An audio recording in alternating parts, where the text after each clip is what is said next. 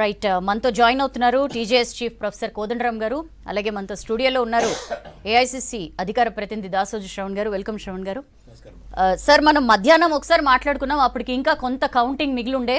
ఇప్పుడు ఒక clear cut majority మనకు కనిపిస్తోంది. 23,865 ఓట్ల మెజారిటీతో ఈటెల మరొకసారి గెలిచారు ఎమ్మెల్యేగా. 7వసారి ఎమ్మెల్యేగా ఈటెల గెలిచారు.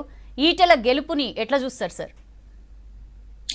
ఈ రాష్ట్రంలో సాగుతున్న నిరంకుశ పాలనకు ఒక చెంపపెట్టులాగా ఈ జవాబును, ఈ ఓటు, ఈ విజయాన్ని చూడాలంటే చాలా అసలు ఈ ప్రజలు ఉద్యమ ఆకాంక్షల సాధన కోసం సహకరిస్తారనే ఆశతో టిఆర్ఎస్ను 2 సార్లు గెలిపిస్తే వాళ్ళేమో గెలవంగానే మాది ఫక్తు రాజకీయ పార్టీ అని ప్రకటించుకొని ఒక ఫక్తు రాజకీయ పార్టీగా అధికారంలో నిలబడాలి, సంపాదించుకోవాలనే తాపత్రయంతో మాత్రమే వ్యవహరించారు.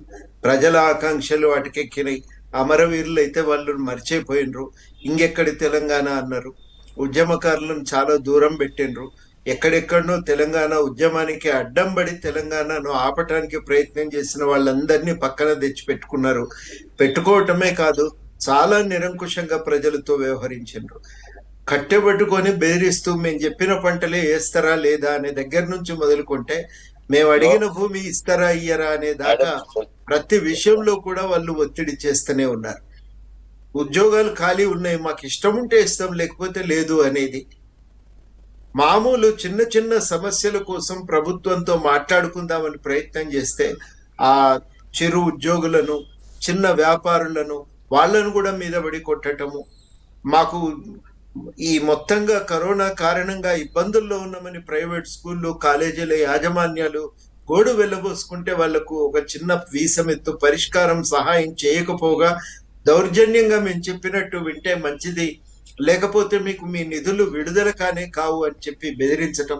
ఇట్లా ఒక్కటని కాదండి, సర్వత్రా ఒక పెత్తనాన్ని చెలాయిస్తూ, విచ్చలవిడిగా అధికారాన్ని చెలాయిస్తూ ప్రజలను ఒక ఒత్తిడికి, భయభ్రాంతులకు గురి చేసి అధికారాన్ని నిలబెట్టుకోవాలని ప్రయత్నం చేశారు. ఈ నిరంకుశ పాలన పట్ల రోజు రోజుకు వ్యతిరేకత పెరుగుతూ ఉంది. ప్రత్యేకించి మొదటి విడత కరోనా వచ్చినప్పటి నుంచి వ్యతిరేకత పెరుగుతూ అది తీవ్ర రూపం దాల్చి చివరికి హుజురాబాద్కు వచ్చేసరికి అది ఒక బలమైనటువంటి వ్యక్తీకరణ. అక్కడ ప్రజలకు అవకాశం దొరికింది, దాన్ని సద్వినియోగం చేసుకున్నారు. మరోవైపు ఈటెల రాజేందర్ ప్రజలకు కొంత ప్రేమాభిమానాలు, కొంతేంది మంచిగానే ప్రేమాభిమానాలు సంపాదించుకున్నటువంటి వ్యక్తి. నాకు హుజురాబాద్ నుంచి తెలిసిన వాళ్ళకు ఫోన్ చేస్తే వాళ్ళ ఇంటికి ఎవరో అక్కడ స్థానికంగా ఉండే ఎవరో ఒక వ్యక్తి వచ్చిండట. ఎవరు ఎన్నికల గురించి మాట్లాడుతూ, కుర్చీ ఉన్నా లేకున్నా ఈటెల రాజేందర్ వస్తాడు సార్ ఇంటికి, అందుకని తప్పనిసరిగా ఈటెల రాజేందర్కే ఓటు వేస్తామని చెప్పి అన్నారట. ఇవ్వలేని పైసలు ఇచ్చినా ఓటు ఆయనకే వేస్తామని. అంటే మన నాయకుడు మన కోసం ఉన్నాడు, మంచికి చెడుకు మన సమస్యల పరిష్కారానికి మనతో నడుస్తాడు అనే అభిమానము ఉన్నది. ఆ అభిమానాన్ని కూడా చాలా స్పష్టంగా ప్రకటించారు. ఇప్పటికి మనకు అర్థమయ్యేది ఏంటంటే ఈ పైసల రాజకీయాలు ఇక చెల్లవనేది ప్రజలు స్పష్టంగా సమాధానం చెప్పారు. నువ్వు ఎన్ని పైసలు కుమ్మరించినా, ఎన్నికల సమయంలో నువ్వు ఎన్ని పథకాలు ప్రవేశపెట్టినా వాళ్ళు ప్రజలు నమ్మటానికి సిద్ధంగా లేరు. అభిమాన పాత్రుడైన నాయకుడు అందుబాటులో ఉంటే సమస్యల పరిష్కారానికి ఆ నాయకుడికి బాసటగా నిలవటానికి సిద్ధంగా ఉన్నారు తప్ప పైసలు వెంట పోవటానికి సిద్ధంగా లేరు అనేది మనకి వాళ్ళ అర్థమైపోతున్నది. నా దృష్టిలో ఇది చాలా మంచి పరిణామం అండి. అందరం కూడా ఇదే కోరుకుంటున్నాం. ఈ పైసల ఆట ఆగిపోవాలనేదే కోరుకుంటున్నాం. ప్రజల కేంద్రం కావాలి.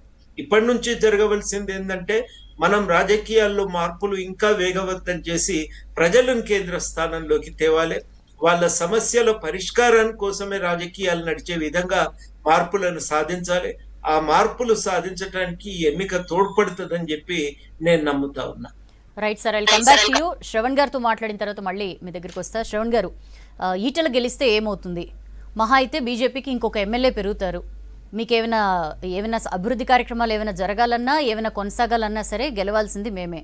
ఆయనే ముఖ్యమంత్రిగా ఉంటారు, నేనే ఆర్థిక మంత్రిగా ఉంటాను. హరీష్ గారి మాటల్లో చెప్పాలంటే ప్రచారం ఇట్లా సాగింది. అయినా సరే డబ్బుల గురించి మనం చాలాసార్లు మాట్లాడుకున్నాం, ఎలక్షన్స్కి ముందే ఆ తంతంతా కూడా మనకు తెలుసు. అయినా సరే 23,865 ఓట్ల మెజారిటీతో ఈటెల గెలిచారు. ఎట్లా చూస్తారు ఈటెల గెలుపుని? ముందుగా నేను ఈటెల రాజేందర్ గారి ఈ గెలుపు పట్ల వారికి నేను హృదయపూర్వకంగా వ్యక్తిగతంగా కావచ్చు, పార్టీ పరంగా కావచ్చు, నేను హృదయపూర్వకంగా వారికి శుభాభినందనలు తెలియజేస్తూ ఉన్నాను. పోరాడి గెలిచినటువంటి ఒక ఈటెల రాజేందర్కు హృదయపూర్వకంగా అభినందనలు. రెండవది, ఈ ఎన్నిక మొత్తం కూడా ఇది ఈటెల వర్సెస్ కేసీఆర్గా జరిగినటువంటి ఒక ఎన్నిక. కుట్రపూరితంగా టీఆర్ఎస్ పార్టీ అనేక రకాలైనటువంటి ఒక తాయిలాలు ప్రకటించి, అలవిగాని పథకాలు ప్రకటించి, అదిరించి, బెదిరించి, బ్లాక్మెయిల్ బుల్డోజ్. ఇంతకుముందు మీరు చెప్పింది బ్లాక్మెయిల్, మీరు మాకు ఓటేయకపోతే మీకు అభివృద్ధి జరగదు, బ్లాక్మెయిల్. ఏమో ఎక్కడ పడితే అక్కడ డబ్బులు ఇవ్వటము. ఈ రెండు కాకపోతే అదిరించి బెదిరియటం. ఇట్లా బ్లాక్మెయిల్ బుల్డోజ్ అన్నట్టుగా వాళ్ళు వ్యవహరించినప్పటికీ కూడా ప్రజలు తప్పనిసరిగా ఒక పెద్ద తీర్పు ఇచ్చినారు. ఇది ఇంకొక కోణంలో కూడా చూడాలి. ఇది ఈటెల రాజేందర్ ఒక భారతీయ జనతా పార్టీ నాయకుడిగా గెలిచినట్టుగా నేను అనుకోవట్లేదు. ఇది ఈటెల రాజేందర్ ఒక తెలంగాణ ఉద్యమకారుడిగా గెలిచినట్టుగా. అంటే వాస్తవంగా మీరు ఉత్తర తెలంగాణ జిల్లాల్లో కనుక చూసుకున్నట్టయితే, హుజురాబాద్ చుట్టుపట్ల ఉత్తర తెలంగాణ జిల్లాలంతా కూడా చైతన్యానికి మారుపేరు, పోరాటాలకు, ప్రజా పోరాటాలకు మారుపేరు. ప్రాణాలు పోయినా పర్వాలేదు కానీ సిద్ధాంతాల కోసం కొట్లాడినట్టు ఒక గడ్డలవి. ఆ గడ్డ మీద జరిగినటువంటి ఒక ఎన్నిక. సో ఈటెల రాజేందర్ను ఒక తెలంగాణ ఉద్యమకారుడు, ఆ ఉద్యమకారుడి పట్ల కేసీఆర్ అనుసరిస్తున్నటువంటి ఒక అనుచిత వైఖరికి నిరసనగా ఇవాళ ప్రజలు గళమెప్పినట్టుగా, గళమెప్పి ఈటెల రాజేందర్ను గెలిపించినట్టుగా భావించవచ్చు. ఎందుకంటే కేసీఆర్ గారు అధికారంలోకి వచ్చిన తర్వాత ఇంతకుముందు కోదండరామ్ గారు చెప్పినట్టుగా తలసాని శ్రీనివాస్ యాదవ్, మల్లారెడ్డి, ఇట్లా లిస్టు చెప్పుకుంటూ పోతే, మహేందర్ రెడ్డి, ఇట్లా చెప్పుకుంటూ పోతే చాంతాడంత లిస్టు. ఎవరైతే తెలంగాణ వద్దు అని చెప్పని కర్రలు పట్టుకొని కొట్టిన వాళ్ళు, తిట్టిన వాళ్ళు, ఉద్యమానికి గండి కొట్టే ప్రయత్నం చేసిన వాళ్ళు, రాష్ట్రం రాకుండా ఉండే ప్రయత్నం చేసిన వాళ్ళు, ఎవరి మాటల వల్ల మనసు బాధపడి ఆత్మహత్యలు చేసుకున్నారో వాళ్ళను ప్రభుత్వంలో ముందు వరుసలో పెట్టినటువంటి ఒక వైనాన్ని కూడా ఇవాళ ప్రజలు తిరస్కరించినట్టు. వాళ్ళు పోయి ఈటెల రాజేందర్ను తిట్టడం, వాళ్ళు పోయి తలసాని శ్రీనివాస్ యాదవ్ లాంటి వాళ్ళు పోయి ఈటెల రాజేందర్కు ప్రచారం చేయటము, ఇవన్నీ కూడా తప్పనిసరిగా ఈటెల రాజేందర్కి ఫేవర్గా వర్క్ చేసినాయి. It is a victory of A Telangana activist, ఒక ఉద్యమకారునికి గెలుపుగా భావిస్తూ ఉన్నాను. ఉద్యమకారుల పట్ల కేసీఆర్ గారు అనుసరిస్తున్న వైఖరిని కూడా తిరగొట్టినట్టుగా భావించవచ్చు. తెలంగాణ వచ్చిన తర్వాత ఫక్తు రాజకీయ పార్టీగా మారి మొత్తం తెలంగాణ ఉద్యమానికి సంబంధించినటువంటి ఒక ఫాల్తూ సరుకునంతా కూడా ముందు పెట్టి ప్రజల మీద రుద్దుతుంటే ఇది తప్పు అని చెప్పని తీర్పు ద్వారా చెప్పినట్టుగా నేను భావిస్తూ ఉన్నాను. మొత్తానికి ఇది కేసీఆర్ వర్సెస్ టీఆర్ఎస్. ఇది ఒక పెద్ద కనువిప్పు. ఇంతకుముందు కోదండరామ్ గారు అన్నట్టుగా చెంపపెట్టుతో పాటు పెద్ద కనువిప్పు కావాలని చెప్పని కూడా కోరుకుంటా ఉన్నాను. ఇంకా 2 సంవత్సరాల కాలం ఉంది. ఈ 2 సంవత్సరాల కాలంలోనైనా తెలంగాణ ఉద్యమకారులకు, తెలంగాణ కోసం ఆత్మత్యాగాలు చేసిన వాళ్లను, జీవితాలను త్యాగం చేసిన వాళ్ళను గౌరవిస్తూ వాళ్ళ ఆకాంక్షలకు అనుగుణంగా పరిపాలన కొనసాగించవలసినటువంటి ఒక బాధ్యతను ఈటెల రాజేందర్ యొక్క ఎన్నిక కేసీఆర్కు తట్టి లేపుతుంది అని చెప్పి నేను భావిస్తూ ఉన్నాను. ఇక పైసల గురించి చాలా విషయాలు మాట్లాడినరు, మళ్ళీ మనం సబ్సిక్వెంట్ కాంటెక్స్లో మాట్లాడుకుందాం. బట్ ఇది సర్టన్లీ వెల్కమింగ్ సైన్. అంటే కేసీఆర్ గారి యొక్క నిరంకుశ పోకడలు, నియంతృత్వ పోకడలు, అవకాశవాద రాజకీయాలు, వీటన్నిటికీ కూడా చరమగీతం పాడినట్టుగా. తర్వాత తెలంగాణ ద్రోహులకు పెద్దపీట వేస్తే మాత్రం, ఉద్యమకారులను వంచన చేస్తూ, ఉద్యమకారులను అణిచివేస్తూ తెలంగాణ ద్రోహులకు పెద్దపీట వేస్తా అంటే మాత్రం తస్మాత్ జాగ్రత్త అని చెప్పని ఈ ఎన్నిక ద్వారా హెచ్చరిక. ఇది ఒక పెద్ద అలార్మింగ్ సిగ్నల్. ఇది ఒక ఇగ్నిషన్, ఇది ఒక ట్రిగర్ ఇది కేసీఆర్ గారికి. ఈ తీర్పుతో, ఈ ప్రజా తీర్పుతో నిన్నటిదాకా తెలంగాణ ద్రోహులకు పెద్దపీట వేసి ఉండొచ్చు. భవిష్యత్తులోనైనా సరే ఉద్యమకారులను, కొట్లాడినటువంటి వాళ్ళను ముందు వరుసలో పెట్టి తర్వాత వాళ్ళ ఆకాంక్షలకు అనుగుణంగా పరిపాలన కొనసాగించినట్టయితే, తన స్వీయ ఆలోచన కాకుండా ప్రజల ఆలోచనకు అనుగుణంగా కనుక పరిపాలన కొనసాగించడానికి ఇది ఒక కాంటెక్స్ట్ అవుతుంది అని చెప్పి నేను భావిస్తా ఉన్నాను. This is a fight between KCR and Etela నిర్ద్వందంగా కేసీఆర్ మీద గెలుపొందినట్టుగా భావిస్తాం. ఇంతకుముందు ఎవరో ఒక మిత్రుడు మెసేజ్ పంపాడు, ఒకానొకప్పుడు ఉద్యమకాలంలో బై ఎలక్షన్స్ వస్తే కేసీఆర్ ఓడిపోతే తెలంగాణ ఓడిపోయింది అని భావించినటువంటి వాళ్ళు ఇవాళ కేసీఆర్ గారు హుజూరాబాద్లో ఓడిపోతే తెలంగాణ సంబురం చేసుకునే పరిస్థితి ఎందుకు వచ్చింది అని చెప్పని వాళ్ళు ప్రభుత్వ పరంగా కానీ, పార్టీ పరంగా కానీ ఆత్మవిమర్శ చేసుకోవడానికి ఇది ఒక పెద్ద అవకాశం, సరిదిద్దుకోవడానికి కూడా పెద్ద అవకాశం, ఉద్యమకారుల ఆకాంక్షలకు అనుగుణంగా పరిపాలన అందించడానికి కూడా ఇది ఒక పెద్ద అవకాశంగా నేను భావిస్తాను. రైట్. కోదండరామ్ సార్, మీరేమంటారు? ఈటెల గెలిచింది ముమ్మాటికి కేసీఆర్ పైనే. వారు ఒక మాట కూడా అన్నారు, అప్పట్లో ఎట్లయితే కేసీఆర్ ఓడిపోతే, లేకపోతే కేసీఆర్ నిలబెట్టిన వాళ్ళు ఓడిపోతే తెలంగాణ ఉద్యమం ఎక్కడ బ్యాక్ డౌన్ స్టెప్ అవుతుంది, డౌన్ ఫాల్ అవుతుందని చెప్పి జనాలు భావించేవాళ్ళు ఇవాళ ఈటల్ని కూడా ఆల్మోస్ట్ అలానే చూశారు. అదే ఉద్యమ స్ఫూర్తితో ఈటెల రాజేందర్ అనే ఒక ఉద్యమ నాయకుడి ఓటమి వద్దు అనుకున్నారు ప్రజలు. అందుకనే అంతగానం అందరూ కూడబలుకున్నట్లుగా 20 రౌండ్లో అవుట్ రైట్ మెజారిటీతో లీడ్తో గెలిపించుకున్నారు. Is it so? ఈటెల గెలిచింది కేసీఆర్ పైన అని చెప్పి మనం ఒక కంక్లూజన్కి రావచ్చా? తప్పకుండానండి. అది ఆ రూపకంగా చూడటం కూడా చాలా అవసరం. ఎందుకంటే ఆయన పార్టీలో ఒక ప్రజాస్వామిక పద్ధతులుగా పాటించాలని కోరుకున్నాడు. చిన్న చిన్న సూచనలు చేసిండు. ఆయన కూడా ఏమి నాయకత్వం పైన తిరుగుబాటు బావుట ఎగిరేసినటువంటి వాడు కాదు. తాము పార్టీలో ముందు నుంచి ఉన్నటువంటి వాళ్ళమే, పార్టీ జెండా మోసిన వాళ్ళమే. కాబట్టి మేము ఇందులో మా మాట వాళ్ళని గౌరవించాలని మాత్రమే కోరుకున్నాడు. మా సూచన చేయటానికి అవకాశం ఉండాలని కోరుకున్నాడు. మాట చెప్తే పార్టీలో దాన్ని కొంత పరిగణలోనికి తీసుకోవాలని కోరుకున్నాడు. అది తప్పేమీ కాదు. ఆ మాత్రం అవకాశాన్ని కూడా ఆయన కోరుకున్నందుకే, కేవలము కొంత స్వతంత్రతను ప్రదర్శించినందుకే ఆయనను బయటికి గంటే ప్రయత్నం జరిగింది. ఆ క్రమంలోనే వచ్చినటువంటి ఎన్నిక. కాబట్టి ఒకవైపు కేసీఆర్ అహంభావము, ఇంకోవైపు ఆత్మగౌరవంతో నిలబడటానికి, ప్రజల తరఫున నిలబడటానికి ఒక ప్రయత్నం చేయటం, ఇది రెండు భిన్నమైనటువంటి దృక్పథం. ఒకవైపు అప్రజాస్వామికమైన అహంభావ ధోరణి అయితే, ఇంకోవైపు ఒక ప్రజాస్వామిక వ్యక్తీకరణకు జరిగినటువంటి ప్రయత్నం. కేసీఆర్ ఎవరైనా తన నీడగా బతకాలనుకున్నాడు. తన క్రినీడగా మాత్రమే కాదు, కేవలము తనకు ప్రతిరూపంగా బతకాలని కోరుకున్నాడు.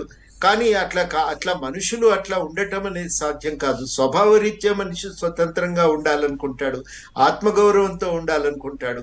ఆ ఆత్మగౌరవాన్ని కేసీఆర్ మీద ప్రదర్శించిండు ఈటెల రాజేందర్. ఆ ప్రదర్శించిన సమయంలో 50 మంది తెలంగాణ ప్రజలు మనము ఏ ప్రజాస్వామిక తెలంగాణ కోసమైతే ఆకాంక్షించినమో ఆ తెలంగాణలో ఇంతటి అహంభావమా, ఇంతటి అహంకారమా అనేటువంటి ఒక కోపోద్రిక్తులై వాళ్ళు పెద్ద ఎత్తున నిరసన వ్యక్తం చేసినారు. ఆ నిరసన వ్యక్తం చేయటానికి ఈ ఎన్నికను ఒక అవకాశంగా చూశారు. అందుకని చాలా అద్భుతమైనటువంటి విజయము. తప్పనిసరిగా నేను అసలు ముందే చెప్పుండాల్సింది, కానీ ఈటెల రాజేందర్ గారికి శుభాకాంక్షలు తెలియజేస్తూ ఒక మంచి విజయాన్ని అందించినటువంటి హుజురాబాద్ ప్రజలకు కూడా అభినందనలు ఈ సందర్భంగా తెలియజేస్తూ, ఇంకొక మాట మనం ప్రత్యేకంగా చెప్పుకోవాల్సింది ఏంటంటే, ఈ గెలుపు ప్రజలు తమ గెలుపుగా చూసుకున్నారు. ఇన్ని ప్రలోభాల నడుమ ఓటు వేసిందంటే అది మామూలు విషయం కాదు. అది హుజురాబాద్ నియోజకవర్గానికి ముందు నుంచి ఉన్న చరిత్ర. అది కమలాపూర్ పేరుతో పిలిచిన, హుజురాబాద్ పేరుతో పిలిచిన, ఆ నియోజకవర్గమే ధిక్కార స్వరానికి పెట్టిన పేరు. ముందు నుంచి కూడా అధికారాన్ని తిరస్కరించి ధిక్కార స్వరం వినిపించినటువంటి వాళ్ళ వైపు నిలబడ్డటువంటి నియోజకవర్గం అది. అట్లాంటి పరిస్థితుల్లో ఇవాళ మనం చూస్తున్నటువంటి ఈ విజయానికి వాళ్ళందరూ కూడా దోహదపడ్డారు. చాలా అద్భుతమైనటువంటి ఒక ప్రజాస్వామిక స్ఫూర్తిని ప్రదర్శించారు.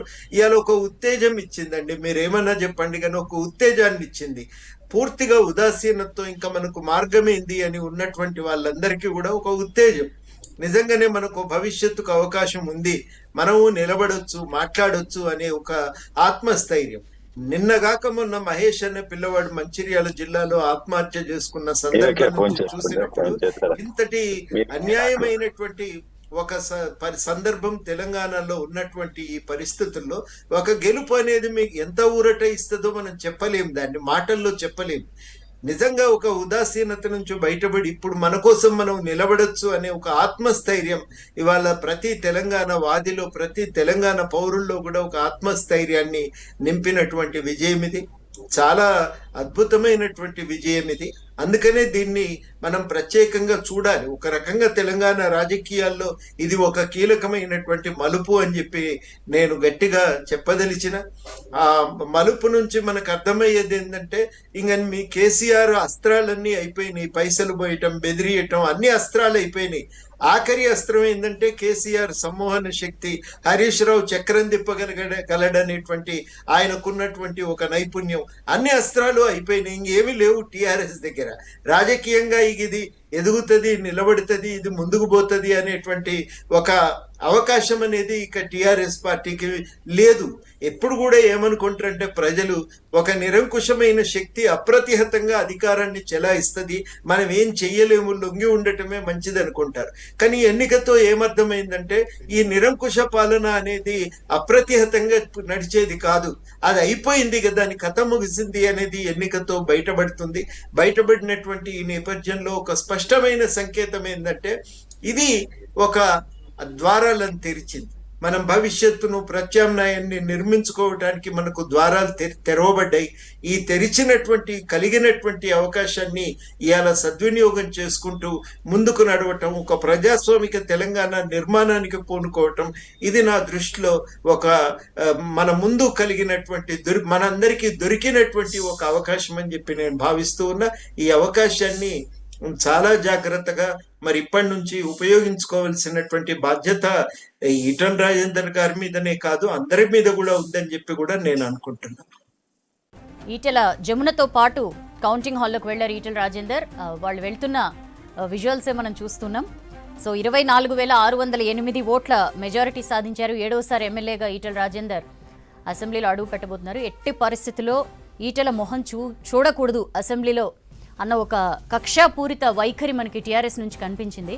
మనం ప్రొఫెసర్ కోదండరామ్ గారు మాట్లాడింది విన్నాం శ్రవణ్ గారు. కీలక మలుపు తెలంగాణ రాజకీయాల్లో ఇది. ఒక ఉద్యమ నాయకుడిని మనం ఇందాక నుంచి చర్చించుకుంటున్నట్లు ఉద్యమ నాయకుడిని ఇంతలాగా కేసులు పెట్టారు, విచారణ అన్నారు. ఎవరి విషయంలో రియాక్ట్ అవ్వనంత స్పీడ్గా ఈటెల విషయంలో కేసీఆర్ రియాక్ట్ అవ్వడం కానీ, ఆయన్ని బలవంతంగా పోయేలా చేయడం కానీ, ఒక రకంగా బలవంతంగా హుజురాబాద్ బై ఎలక్షన్ రావడానికి కారణమయ్యారు. సో ఎట్లాంటి కీలక మలుపుగా దీన్ని చూడాలి తెలంగాణ రాజకీయాల్లో? అంటే నిన్నటి వరకు కేసీఆర్ గారు ఈజ్ అన్డిఫీటబుల్ అని ఒక ఆయన ఓడించడం కష్టము అని చెప్పని ఒక విశ్వాసం, నమ్మకం వాళ్ళకు ఉండే. దాన్ని ఇవాళ అప్రతిహతంగా ఇవాళ ఈటల రాజేందర్ గెలుపు ద్వారా yes KCR can be defeated, TRS can be defeated, more importantly KCR can be defeated because ఈ ఎలక్షన్స్లో కేసీఆర్ వర్సెస్ ఈటల రాజేందర్ ఈ రెండు పర్సనాలిటీస్ మధ్య జరిగిన ఎన్నిక, రెండు పార్టీల మధ్య ఎన్నిక కూడా కాదు ఇది టీఆర్ఎస్ పార్టీ బీజేపీ ఎన్నిక కాదు, ఇది రెండు పర్సనాలిటీస్ మధ్య జరిగినటువంటి ఎన్నిక. ఈ రెండు పర్సనాలిటీస్లో కేసీఆర్ క్యాన్ బి డిఫీటెడ్ అని చెప్పని ఎఫెక్టివ్గా ఈ ఫలితం ద్వారా వచ్చింది. కాబట్టి తప్పనిసరిగా రానున్న రోజుల్లో ఇంకా పెద్ద ఎత్తున with in the party TRS పార్టీలో ఏమీ లాయలిస్టుల కూటమి ఏమీ లేదు. అందులో చాలామంది వాళ్ళ ఉద్యమ ద్రోహులందరినీ పక్కన పెట్టుకున్న తర్వాత వాళ్ళు మోకా దొరికితే ఎక్కడికక్కడ వెనుపోటు పొడిచి బయటకు పోవడానికి సిద్ధంగా ఉంటారు. కాబట్టి ఇప్పుడు ఈ గెలుపు అనేటువంటిది కేసీఆర్ గారి యొక్క కోటగోడలు కూల్చడానికి లోపాయకారి కుట్రలు చేస్తున్నటువంటి వాళ్ళు, అంతర్పుర రాజకీయాలు చేస్తున్నటువంటి వాళ్ళందరూ కూడా మళ్ళీ బయటకు వచ్చి ఇంకేదైనా చేసే అవకాశం ఉంటుంది. తర్వాత కేసీఆర్ను నిలదీయడానికి, ప్రశ్నించడానికి yes we will question, we will అనేటువంటి ఒక ధైర్యం కూడా ఈ యొక్క గెలుపు ద్వారా వచ్చినట్టుగా కనబడుతుంది. కాబట్టి తప్పనిసరిగా ఇది ఒక turning point. But turning point not in the context of BJP winnowing, but turning point in the context of Telangana ఒక ఉద్యమకారుడు, తర్వాత ఈటల రాజేందర్, తర్వాత కేసీఆర్ను కళ్ళలో కళ్ళు పెట్టి నిలదీసి ప్రశ్నించగలిగేటువంటి ఒక వ్యక్తి మళ్ళీ అసెంబ్లీలోకి పోయిండు అనేటువంటిది మాత్రం తప్పనిసరిగా ఒక డిఫరెంట్ పొలిటికల్ ఎన్వైరన్మెంట్ అయితే తప్పనిసరిగా వస్తుందని చెప్పి నేను భావిస్తున్నాను. ఇకపోతే ఇంతకుముందు మీరు మీరు ఉద్యమం టైంలో కేసీఆర్ని బాగా దగ్గర నుండి చూశారు. What is your understanding? అంటే కేసీఆర్ రాలేదు, ప్రచారానికి రాలేదు, ఈవెన్ కేటీఆర్, మీరు ఎప్పుడు ప్రతిపక్షాలు అంటుంటాయి ఎక్కడైనా ఓడిపోతారంటే తండ్రి కొడుకులు దూరంగా ఉంటారు, అక్కడ హరీష్కి బాధ్యతలు అప్పగిస్తారు అని చెప్పి మాట్లాడుతూ ఉంటారు. ఇది ప్రెడిక్ట్ చేస్తారంటారా? హుజురాబాద్లో ఇట్లా రావచ్చు రిజల్ట్ అని చెప్పి ప్రెడిక్ట్ చేసే దూరంగా ఉన్నారంటారా కేసీఆర్ దీని ప్రచారానికి? అన్డౌటెడ్లీ ఇప్పుడు మీరు నాగార్జున సాగర్లో చూడండి, 3 మీటింగ్లు పెట్టినాడు, 2 మీటింగ్లు పెట్టినాడు, పెద్ద లక్షల మందితోటి మీటింగ్లు పెట్టినాడు. మొత్తం యంత్రాంగం కేటీఆర్ గారితో మొదలుకుంటే కేటీఆర్ గారు మొత్తం అందరూ కూడా ప్రచారంలో భాగస్వాములైన విషయాన్ని చూసినాం మనం. ఇక్కడ మొదటి నుండి కూడా కేసీఆర్ గారు ఒక బ్యాక్ ఫుట్లో ఉన్నాడు. He played a defence game, it was not an offensive game, aggressive game ఆడలే ఆయన. ఈ మొత్తం కూడా ఒక డిఫెన్సివ్ గేమ్. దాంట్లోనే భాగంగా కౌశిక్ రెడ్డిని కాంగ్రెస్ పార్టీ నుండి తీసుకెళ్లి పార్టీలో జాయిన్ చేసుకోవటం, తెలుగుదేశం పార్టీ అధ్యక్షుడిని రమణ గారిని తీసుకెళ్లి జాయిన్ చేసుకోవటము, నిన్న మొన్న నోముల నరసింహులు, ఆయన పేరు ఏం పేరు, మోత్కుపల్లి నరసింహులు గారిని తీసుకెళ్లి జాయిన్ చేసుకోవటము, అట్లా సొంత పార్టీ నాయకులను కొనుక్కోవడం కోసం 100 కోట్ల రూపాయలు ఖర్చు పెట్టడము, ఎక్కడ లేని విధంగా దాదాపు 4,000 కోట్ల రూపాయల పథకాలు అక్కడ అనౌన్స్ చేసినట్టు ఒక పరిస్థితి కావచ్చు. దళిత బంధు మేము అక్కడే హుజూరాబాద్లో స్టార్ట్ చేస్తాము అని చెప్పని పక్కనే ఉన్నటువంటి ఒక ఎస్సీ నియోజకవర్గాల్లో కాకుండా హుజూరాబాద్నే స్టార్ట్ చేయటము. సో అదంతా కూడా ఒక భయం లోపల, మేకపోతు గాంభీర్యం ప్రదర్శించినప్పటికీ కూడా లోపల ఒక భయం ఉండే, మేము ఓడిపోతామేమో అని చెప్పని. ఆ ఓటమి నుండి తప్పించుకోవడం కోసం చేసినటువంటి ప్రయత్నాలే ఇవన్నీ. ఇంతకుముందు గెలు శ్రీనివాస్ అంటున్నాడు కాంగ్రెస్ బీజేపీ అని చెప్పని. అసలు కాంగ్రెస్ని బలహీనపరిచింది ఎవరు? మేము 60,000 ఓట్లు తెచ్చుకున్నాం. అక్కడ 60,000 ఓట్లు తెచ్చుకున్నట్టు ఒక అభ్యర్థిని గుంజుకపై గొర్రెను కట్టేసుకున్నట్టు మీ దగ్గర కట్టేసుకున్న తర్వాత మళ్ళీ కాంగ్రెస్ బీజేపీ కుమ్మక్కైంది అని చెప్పని మాట్లాడితే అర్థం లేనటువంటిది. ఇంకా లోతుగా బూత్ వారీగా ఫలితాలన్నీ కూడా ఎవాల్యుయేట్ చేయాల్సిన అవసరం ఉంది. Then we can talk. But సర్టన్గా ఇది టీఆర్ఎస్ పార్టీకి ఒక పెద్ద చెంపపెట్టు, కేసీఆర్ గారికి పెద్ద కనువిప్పు అవుతుందని నేను భావిస్తా ఉన్నాను. ఎందుకంటే ఇప్పుడు ఈ ఎన్నిక వల్ల, ఈ ఫలితం వల్ల కేసీఆర్ గారు గద్దె దిగరు, ఈటల రాజేందర్ బీజేపీ ఇంకెవరో వచ్చి గద్దెక్కే ప్రశ్న లేదు. మళ్ళీ ఇంకా 2 ఏళ్ళు కేసీఆర్ గారు ముఖ్యమంత్రిగా ఉంటారు. కనీసం వచ్చే 2 సంవత్సరాలైనా నేను ఆకాంక్షిస్తున్నా, నేను అప్పీల్ చేస్తూ ఉన్న వారికి ఏంటంటే, తెలంగాణ ఉద్యమకారులను ఇప్పుడన్నా గుర్తించండి. తెలంగాణ ఉద్యమకారులు, తెలంగాణ ఉద్యమ ద్రోహులను ఇప్పుడైనా పక్కన పెట్టండి. అయిపోయింది. 7 ఏళ్ళు వాళ్ళు దోచుకు తిన్నారు.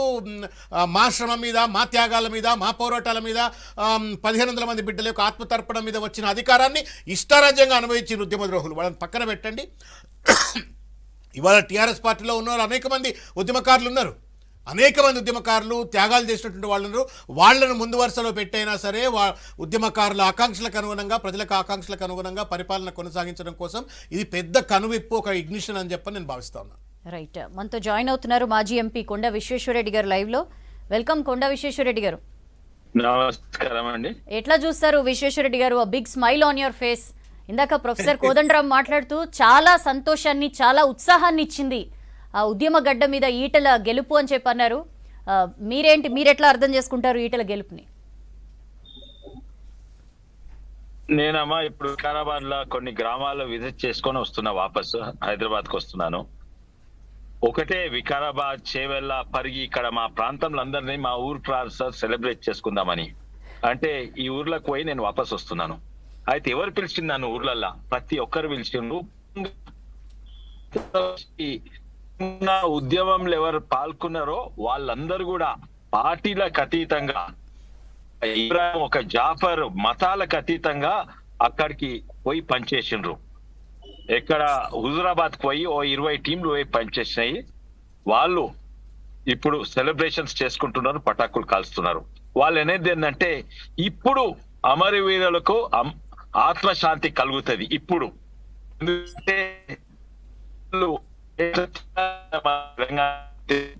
వాళ్ళు చేసిన త్యాగాల మీద టిఆర్ఎస్ పార్టీ గెలిచి సీఎం అయితే అదే టిఆర్ఎస్ పార్టీ, అదే సీఎం మనకు ద్రోహం చేస్తుండు అని నిజంగానే ఉద్యమకారులందరికీ తెలంగాణ వ్యాప్త మొత్తం కూడా వాళ్ళు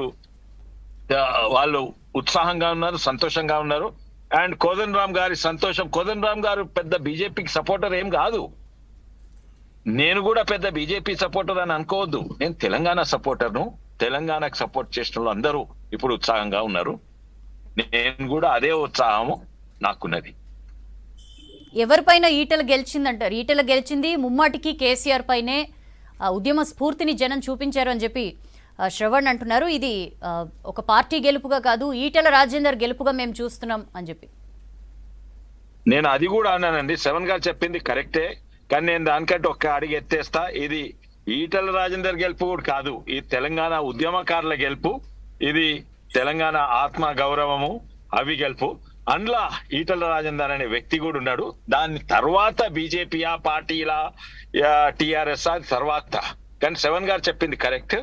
ఇంకో అడుగు ముంగట్టుకేస్తే ఇది ఈటల కూడా కాదు, ఇది తెలంగాణ ఆత్మగౌరవం గెలిచింది. తెలంగాణ ఆశయాలు మనం ఏదైతే తెలంగాణ ఉద్యమం కొరకు ఆశించినామో అది గెలిచింది అని అనొచ్చు. ఎవరిపై గెలిచారంటారు విశ్వేశ్వరరెడ్డి గారు? ఏమండి? ఈటల ఎవరిపై గెలిచారంటారు? ఇక్కడ ఈటల వర్సెస్ కేసీఆర్ గానే మొత్తం ఎలక్షన్స్ అంతా జరిగిన పరిస్థితి. మీ అండర్స్టాండింగ్ ఏంటి? కరెక్ట్ అండి. కేసీఆర్ గారు ఎన్నోసార్లు అన్నారు, నేను కుక్కను పెడితినా గాడిదని పెట్టినా గెలుస్తారని. నాకు ఈ యువకుడు ఎవరు గెల్లు సీనే అనే యువకుడు నేను కలిసి పనిచేసినాము. బహుశా దాసోజీ గారు కూడా పనిచేసి ఉండొచ్చు ఉద్యమం అప్పుడు 2013 తెలంగాణ రాకముందు కూడా పనిచేసిన ఈ యువకునితో. మంచి యువకుడే, తెలంగాణ ఉద్యమం గెల్లు సీను అనే యువకుడు తెలంగాణ ఉద్యమంలో పాల్గొండు. కానీ ఆయన కుక్కనో గాడిద ఏం కాదు, మంచి యువకుడు, అందరికి చాలా కాంట్రిబ్యూట్ చేసిండు. నాకు చేవెళ్ళకి వచ్చి గెల్లు సీను నాకు ఎలక్షన్స్ అలా పనిచేసిండు. అయితే ఈ గెల్లు సీను కాదు, ఇది ఓడిపోయిందంటే ఇది కేసీఆర్ ఓడిపోయిండని స్పష్టంగా తెలుస్తున్నది. కేసీఆర్ మీద పడి దాడి చేసిండు.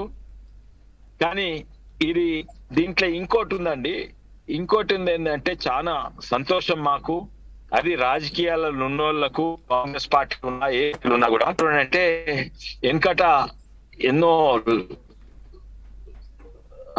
వేరే రాష్ట్రాలు, ఆంధ్ర వేరే రాష్ట్రాలలో వందలాది కోట్లు పెట్టేది, ఇప్పుడు తెలంగాణ కూడా అట్లా మారిపోయింది. ఇప్పుడు ఈ ఎలక్షన్స్ తోటి అర్థం ఏమైతుందంటే దీనికి కూడా పైసల ప్రభావం కూడా ఒక హద్దు ఉంటది. ఆ హద్దు దాటిపోయినాక నువ్వు ఎన్ని పైసలకు మరి గెలవలేవు అని. 6,000 ఫస్ట్ అలాట్మెంట్, సెకండ్ అలాట్మెంట్ 4,000, అంటే 10,000 ఒక్కొక్కరికి. 400 కోట్లు ఖర్చు పెట్టిండ్రు టిఆర్ఎస్ పార్టీ, అక్కడ ఆయన గెలిచలేదు. పోయిన ఎమ్మెల్యే ఎమ్మెల్సీ ఎలక్షన్ నాకు తెలుసు, అక్కడ మా రాములు నాయక్ గారు కొట్లాడిండ్రు, అటు తీన్మార్ మన్నల కొట్లాడిండ్రు, కోదండరామ్ గారు కొట్లాడిండ్రు. వాళ్ళు పైసలు పెట్టలేదండి, వాళ్ళు పెట్టజాలరు. అటు 100 కోట్లు పెట్టిన పల్లా రాజేశ్వర్ రెడ్డి గెలిచిండు, ఆఖరికి ఇంతో అంతో గెలిచిండు. అపోజిషన్ స్ప్లిట్ అయింది, పైసలు ఎక్కువ పెట్టిండు. అక్కడ 31% ఓటే వచ్చింది ఎమ్మెల్సీ ఎలక్షన్స్ లా. అయితే ఆ 31%లో పైసల ప్రభావం, పైసలు విస్కీ బాటిల్ ప్రభావం 10%. టిఆర్ఎస్ అస్సలు బేస్ ఓట్ ఓన్లీ 20% పడిపోయిందని. ఇక్కడ కూడా అదే అయింది. టిఆర్ఎస్ బేస్ ఓట్స్ ఏదైతే ఉందో, టిఆర్ఎస్ ఓట్ ఇది అయితే 20, 21, 22% వరకే ఉన్నది. ఇప్పుడు పైసల ప్రభావం కొంచెం ఉండే, మొత్తం లేదంటలేను కానీ ఒక లెవెల్ దాటిపోయినాక కేసీఆర్ గారి థియరీ ఏంటంటే పైసలు పెడితే ఇంత ప్రభావం ఉంటుంది, ఎక్కువ పైసలు పెడితే ఎక్కువ ప్రభావం ఉంటుంది. ఆ థియరీ పోయింది. ఇప్పుడు కేసీఆర్ భయం అదే. ఇప్పుడు నేను ఎన్ని పైసలు కుమ్మరిస్తున్నా కానీ డిఫరెన్స్ ఎక్కువ ఉన్నది. యాంటీ కేసీఆర్ సెంటిమెంట్ చాలా ఎక్కువ ఉన్నది. ఇప్పుడు ఎన్ని పైసలు కుమ్మరిచ్చినా నేను గెలవం అనేది ఇప్పుడు ఆయనకు నిద్ర పట్టదు. రైట్ విశ్వేశ్వరరెడ్డి గారు, I come back to you. Professor Kodandaram గారితో ఒకసారి మాట్లాడదాం.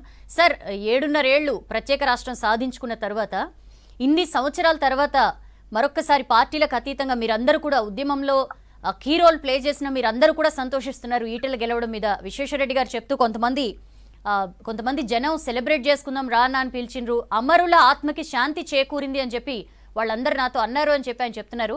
ఇన్ని సంవత్సరాల తర్వాత మరొకసారి ఆ ఉద్యమ స్ఫూర్తి కనిపించడం కానీ, పార్టీలకు అతీతంగా ఉద్యమంలో కీ రోల్ ప్లే చేసిన వాళ్ళందరూ ఈటెల విజయానికి ఇంతలాగా సంతోషించడానికి కానీ మెయిన్ కారణం ఏంటి సార్? ఇప్పుడు మళ్ళీ ఇన్ని సంవత్సరాల తర్వాత తెలంగాణ రాష్ట్రం కొట్లాడి సాధించుకున్న ఇన్ని సంవత్సరాల తర్వాత మరొకసారి ఉద్యమ స్ఫూర్తి అనేది హైలైట్ అవ్వడానికి మెయిన్ రీజన్స్ గా ఏం చూస్తారు? మెయిన్ రీజన్ అంటే ఇప్పుడు నాతో పాటు అక్కడ ఉన్న శ్రవణ్ గారు కానీ, కొండా విశ్వేశ్వరరెడ్డి గారు కానీ, మేమందరం కూడా తెలంగాణ కోసం మామూలుగా పని చేయలేదండి. అది ఆ శ్రమ మామూలు శ్రమ కాదు. ఒక మేమే చేసినామని కాదు, 50 మంది తెలంగాణ ప్రజలు తెలంగాణ కోసం ఆ రకంగా కొట్లాడారు. మేము కొట్లాడినప్పుడు కేసీఆర్ నాయకుడిగా మనం నిలబెట్టుకుంటే లాభం అని చెప్పి ఆయనకు వీసమెత్తు నష్టం జరగకుండా ఒక కవచంలాగా నిలబడ్డాం. ఆయన ఎన్నికల్లో నిలబడితే ప్రచారం చేసి గెలిపించడానికి ప్రయత్నం చేసినాం. ఆయన గెలుపును మా గెలుపుగా చూసుకున్నాం. అంతగా మేము తిరిగి తెలంగాణ వచ్చిన తర్వాత తెలంగాణ ఆకాంక్షలు నెరవేరుస్తాడు అనుకున్నాం. అప్పటికి జయశంకర్ గారు స్పష్టంగా చెప్పిండ్రు, తెలంగాణ వచ్చేదాకా రాష్ట్ర సాధన కోసం, తెలంగాణ వచ్చిన తర్వాత తెలంగాణ అభివృద్ధి కోసం పోరాటం తప్పదని. ఆ విషయం గుర్తుండి మేము ఖచ్చితంగా స్వతంత్రంగా నిలబడి ఒక వాచ్ డాగ్ పాత్ర నిర్వహించాలనుకుంటే కూడా సహించనటువంటి పరిస్థితి. చిన్న వీసమెత్తు సలహాలు కానీ, మాకేమి పదవులమేమి అడగలేదు, ఎవరం కీర్తి కిరీటాలు కోరుకోలేదు, తెలంగాణ అభివృద్ధి కోరుకున్నాం. ఆ అభివృద్ధి కోరుకుంటూ చేసిన ప్రయత్నాన్ని పైన జరిగిన దాడి మాకు తెలుసు. ఆ దాడి ఎంత క్రూరంగా ఉంటుందో తెలుసు, ఎంత ఏహ్యమైన భావంతో మనుషుల పట్ల వ్యవహరిస్తాడో కూడా తెలుసు. చూసినాం అవన్నీ, ఇంటి తలుపులు పగలగొట్టినప్పుడు చూసినాం. అది కేవలం మా పైన వ్యక్తిగతంగా జరిగిన దాడి కాదు, తల ఎత్తుకొని తెలంగాణ కోసం మాట్లాడిన ప్రతి వ్యక్తి పైన జరిగిన దాడి. తెలంగాణ కోసం బలిదానాలు చేసిన ఆ ఆ అమరవీరులు ఎక్కడ పోయినరో వాళ్ళనైతే ఊసెత్తలేదు. చాలా మంది కోరుకున్నారు, మా వాడకు మా కొడుకు పేరు పెట్టండి, మా బిడ్డ పేరు పెట్టండి అని కోరుకుంటే కనీసం ఆ విషయాలు కూడా మీద కూడా స్పందించలేదు. ఇష్టానుసారంగా వనరులను కొల్లగొట్టిండ్రు. తమకు కావలసిన వాళ్ళకు మొత్తం కూడా పెద్దపీటేసి కూర్చోబెట్టి వాళ్ళకు అడిగినా అడగకపోయినా వాళ్ళకు వడ్డించిండ్రు. తెలంగాణ పిల్లలకు కనీసము ఉన్న ఖాళీలను భర్తీ చేయండి, ప్రైవేట్ రంగంలో మాకు అవకాశాలు రిజర్వ్ చేయండి అంటే కూడా దానికి ప్రభుత్వం స్పందించలేదు. ఎంత దౌర్జన్యంగా భూములు గుంజుకున్నారంటే మీరు ఫార్మాసిటీ పోయినా ఎక్కడ పోయినా మీకు అర్థమవుతుంది. ఆ మన జహీరాబాద్ పోయినా నిమ్స్ ప్రాంతంలో మీరు ఎక్కడ పోయినా దౌర్జన్యమే, తొక్కుకుంటా పోయి భూములు గుంజుకుంటామని చెప్పి మాట్లాడారు. ఇట్లా ఎన్ని, ఇప్పుడు మొన్న మీరు సిద్దిపేట కలెక్టర్ది వ్యాఖ్యానం చూసిండ్రు, మీరు విత్తనాలు అమ్మితే మీ దుకాణాలు మూసి పారేస్తా, ఎవరు చెప్పినా ఈయన ముచ్చటే లేదు.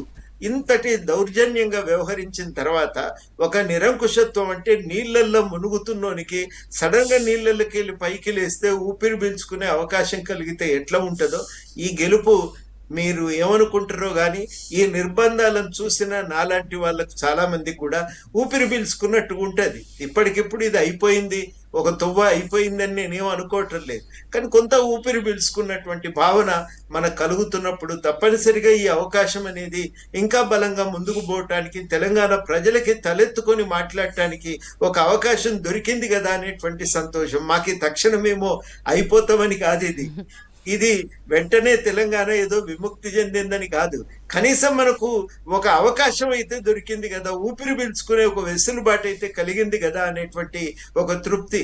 ఓ నిరుద్యోగి భవిష్యత్తులో ఇంకా చావకండి మీరు, ఇప్పుడు నిలబడి మాట్లాడదామని మనం ధైర్యంగా చెప్పగలిగే పరిస్థితి ఇలా కనబడుతుంది.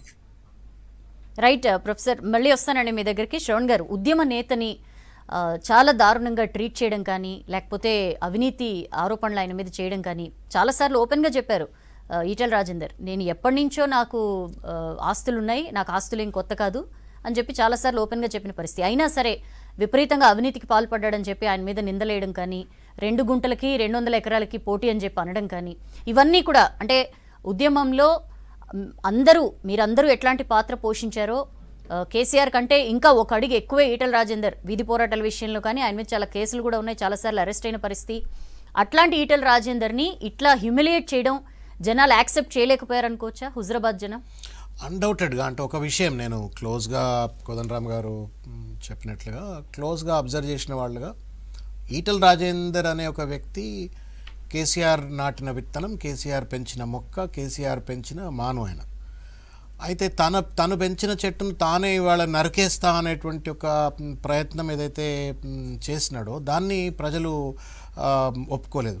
సరే, ఈటెల రాజేందర్ నిజంగానే తప్పు చేసిండా, ఒప్పు చేసిండా, అసైన్ భూములను కొనుక్కోవడం నేరమా అంటే అసైన్ భూములను కొనుక్కోవడం నేరమే. ఎవరు కొనుక్కున్నా తప్పే, మీరు నేను కొనుక్కున్నా, వారు కొనుక్కున్నా, ఎవరు కొనుక్కున్నా తప్పే. దానిపైన డెమోక్రాటిక్గా మీరు కేసులు, కానీ ఆ నెపంతో అణచివేతకు గురి చేయాలా, లేకపోతే గొంతును నొక్కేయాలా, తన అస్తిత్వాన్ని లేకుండా రూపుమాపాలా అనేటువంటి ఒక ప్రయత్నం ఏదైతే కేసీఆర్ గారు చేసిండ్రో that was not well received. లేకపోతే 23,000 ఓట్లతో మెజారిటీతోటి గెలిచేటువంటి ఒక ప్రసక్తి ఉండదు. డబ్బులు సరే ఈయన ఖర్చు పెట్టిండు, వాళ్ళు ఖర్చు పెట్టిండ్రు, వీళ్ళంతా ఖర్చు పెట్టిండ్రు, అంత పక్క పెడితే కూడా ఇంత మెజారిటీ అనేటువంటిది వచ్చేటువంటి ఒక పరిస్థితి ఉండదు.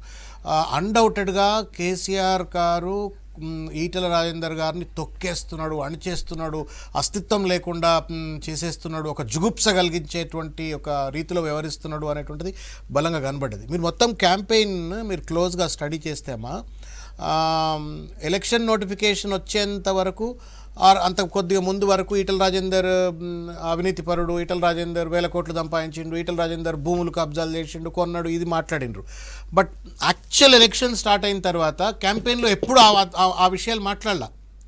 దే ఓన్లీ టాక్డ్ అబౌట్, అక్కడ మాట్లాడిన అంతా కూడా ఈటెల రాజేందర్ రోడ్డు వేయించిండా, ఈటల రాజేందర్ హాస్పిటల్ కట్టించిండా, ఈటల రాజేందర్ కమ్యూనిటీ బిల్డింగ్ కట్టించిండా, ఇండ్లు ఇచ్చిండా, లేకపోతే ఇంకోటి ఇచ్చిండా, భూమి ఇచ్చిండా, ఇట్లా మాట్లాడినరు తప్ప డెవలప్మెంట్ అంటే హుజూరాబాద్లో జరగనటువంటి ఒక అభివృద్ధి చుట్టే చర్చ చేసిండ్రు తప్ప ఈటల రాజేందర్ యొక్క అవినీతి మీదనో వాళ్ళు ఏదైతే ఎలిగేషన్స్ పెట్టి మంత్రి పదవి తీసేసిండ్రో దాని మీద చర్చ చేయలే. ఎవరు కూడా ఇంక్లూడింగ్ హరీష్ రావు గారు చేయలేదు, మిగతా మంత్రులు కానీ ఎవరు కూడా మాట్లాడలేదు. ఎంతసేపటికి మీకు గొర్రెలు ఇచ్చిండా ఈటల రాజేందర్, బర్రెలు ఇచ్చిండా మీకు ఈటల రాజేందర్, భూములు ఇచ్చిండా ఈటల రాజేందర్, ఇండ్లు ఇచ్చిండా ఈటల రాజేందర్, భూములు ఇచ్చిండా, బంగ్లాలు కట్టిండా, ఇవి మాట్లాడినరు తప్ప నెవర్ దే స్పోక్ అబౌట్. ఎందుకు అంటే అంతర్లీనంగా వాడికి కూడా ఎరకే తేనె తెట్టే అది. ఈటల రాజేందర్ ఎసైన్ భూములు లేపితే మేమంతా కూడా ఎసైన్ భూములు కబ్జా పెట్టినాం కాబట్టి మా ముచ్చట్లు ఎక్కడ బయటకు వస్తాయో మేము ఎక్కడ మాట్లాడతామో అని చెప్పి చాలాసార్లు అన్నాడు కదా ఈటల రాజేందర్ కూడా, మీ అందరి భాగవతాలు నా దగ్గర మీ చిట్టా కూడా ఇప్పుతా అని చెప్పారు. కాబట్టి ఈ అవినీతి మీద చర్చ జరగలేదు, అవినీతి మీద క్యాంపెయిన్ జరగలేదు, అభివృద్ధి మీద చర్చ జరిగింది. ఆయన ఆత్మగౌరవం అని చెప్పిండు.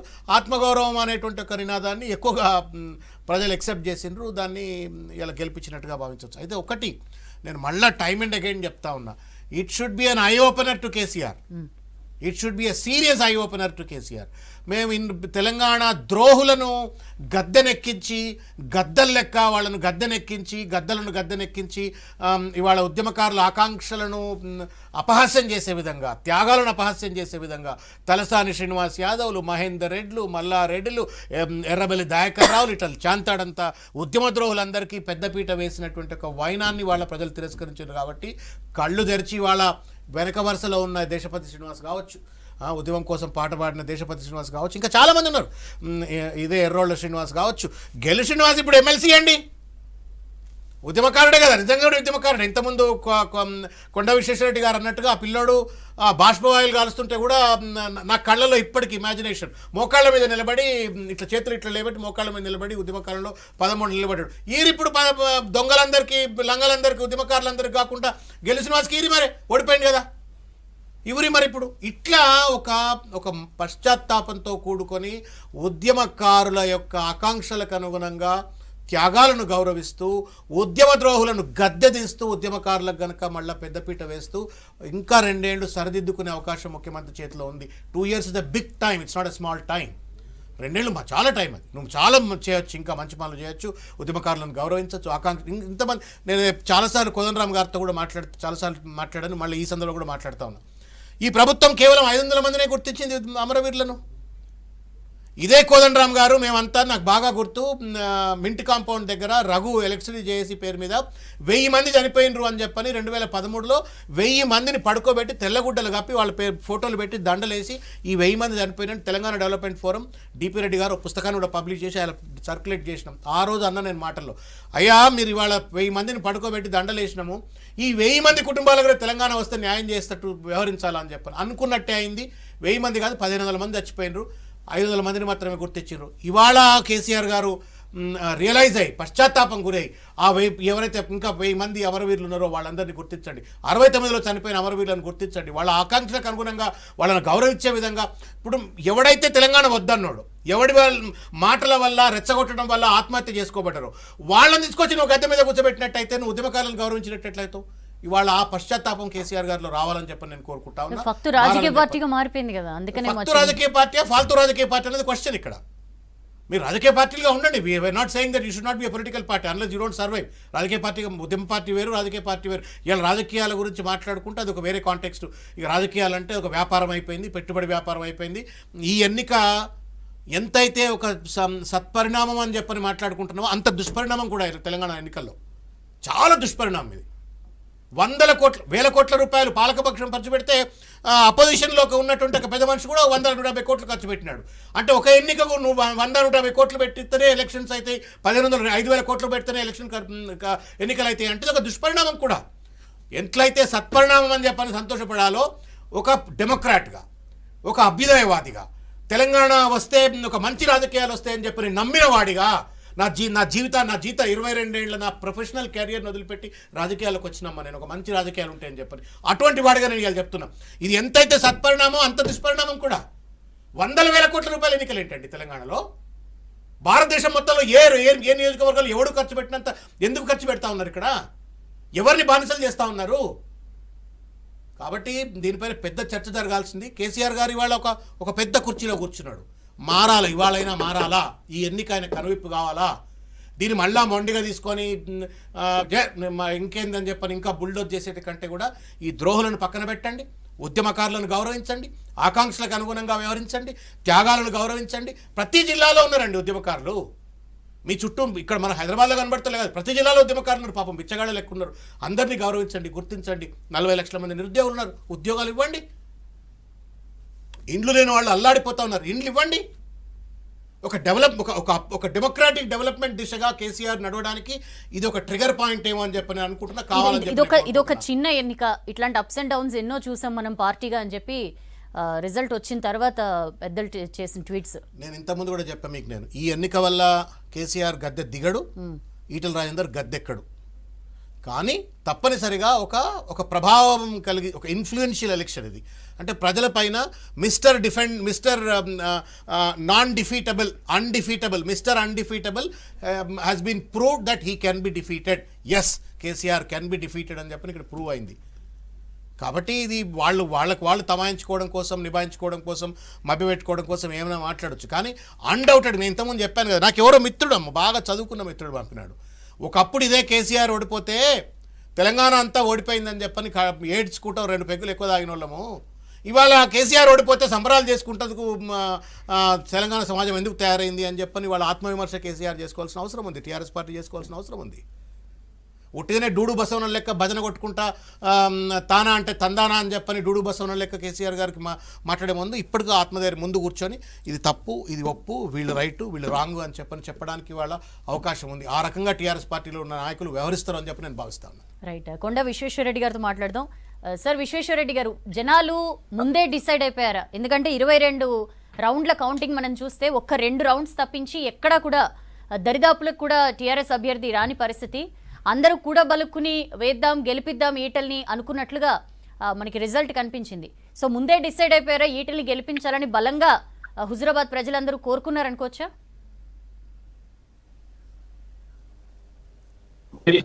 భారత చరిత్రలో లాంగెస్ట్ క్యాంపెయిన్ అని, దాదాపు 4 నెలలు జరిగింది క్యాంపెయిన్. ఎలక్షన్స్ కూడా కొంచెం పోస్ట్పోన్ అయినాయి. ముందే నిర్ణయం తీసుకున్నారు, కానీ మధ్యలో తక్కువ అయితా వస్తున్నది. ఎందుకంటే ఈటలకు సానుభూతి తక్కువైతుందని, అది వాస్తవమే.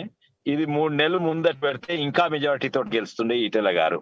కానీ మా టీంలో అయితే 3 వారాల సంది పనిచేస్తున్నాయి.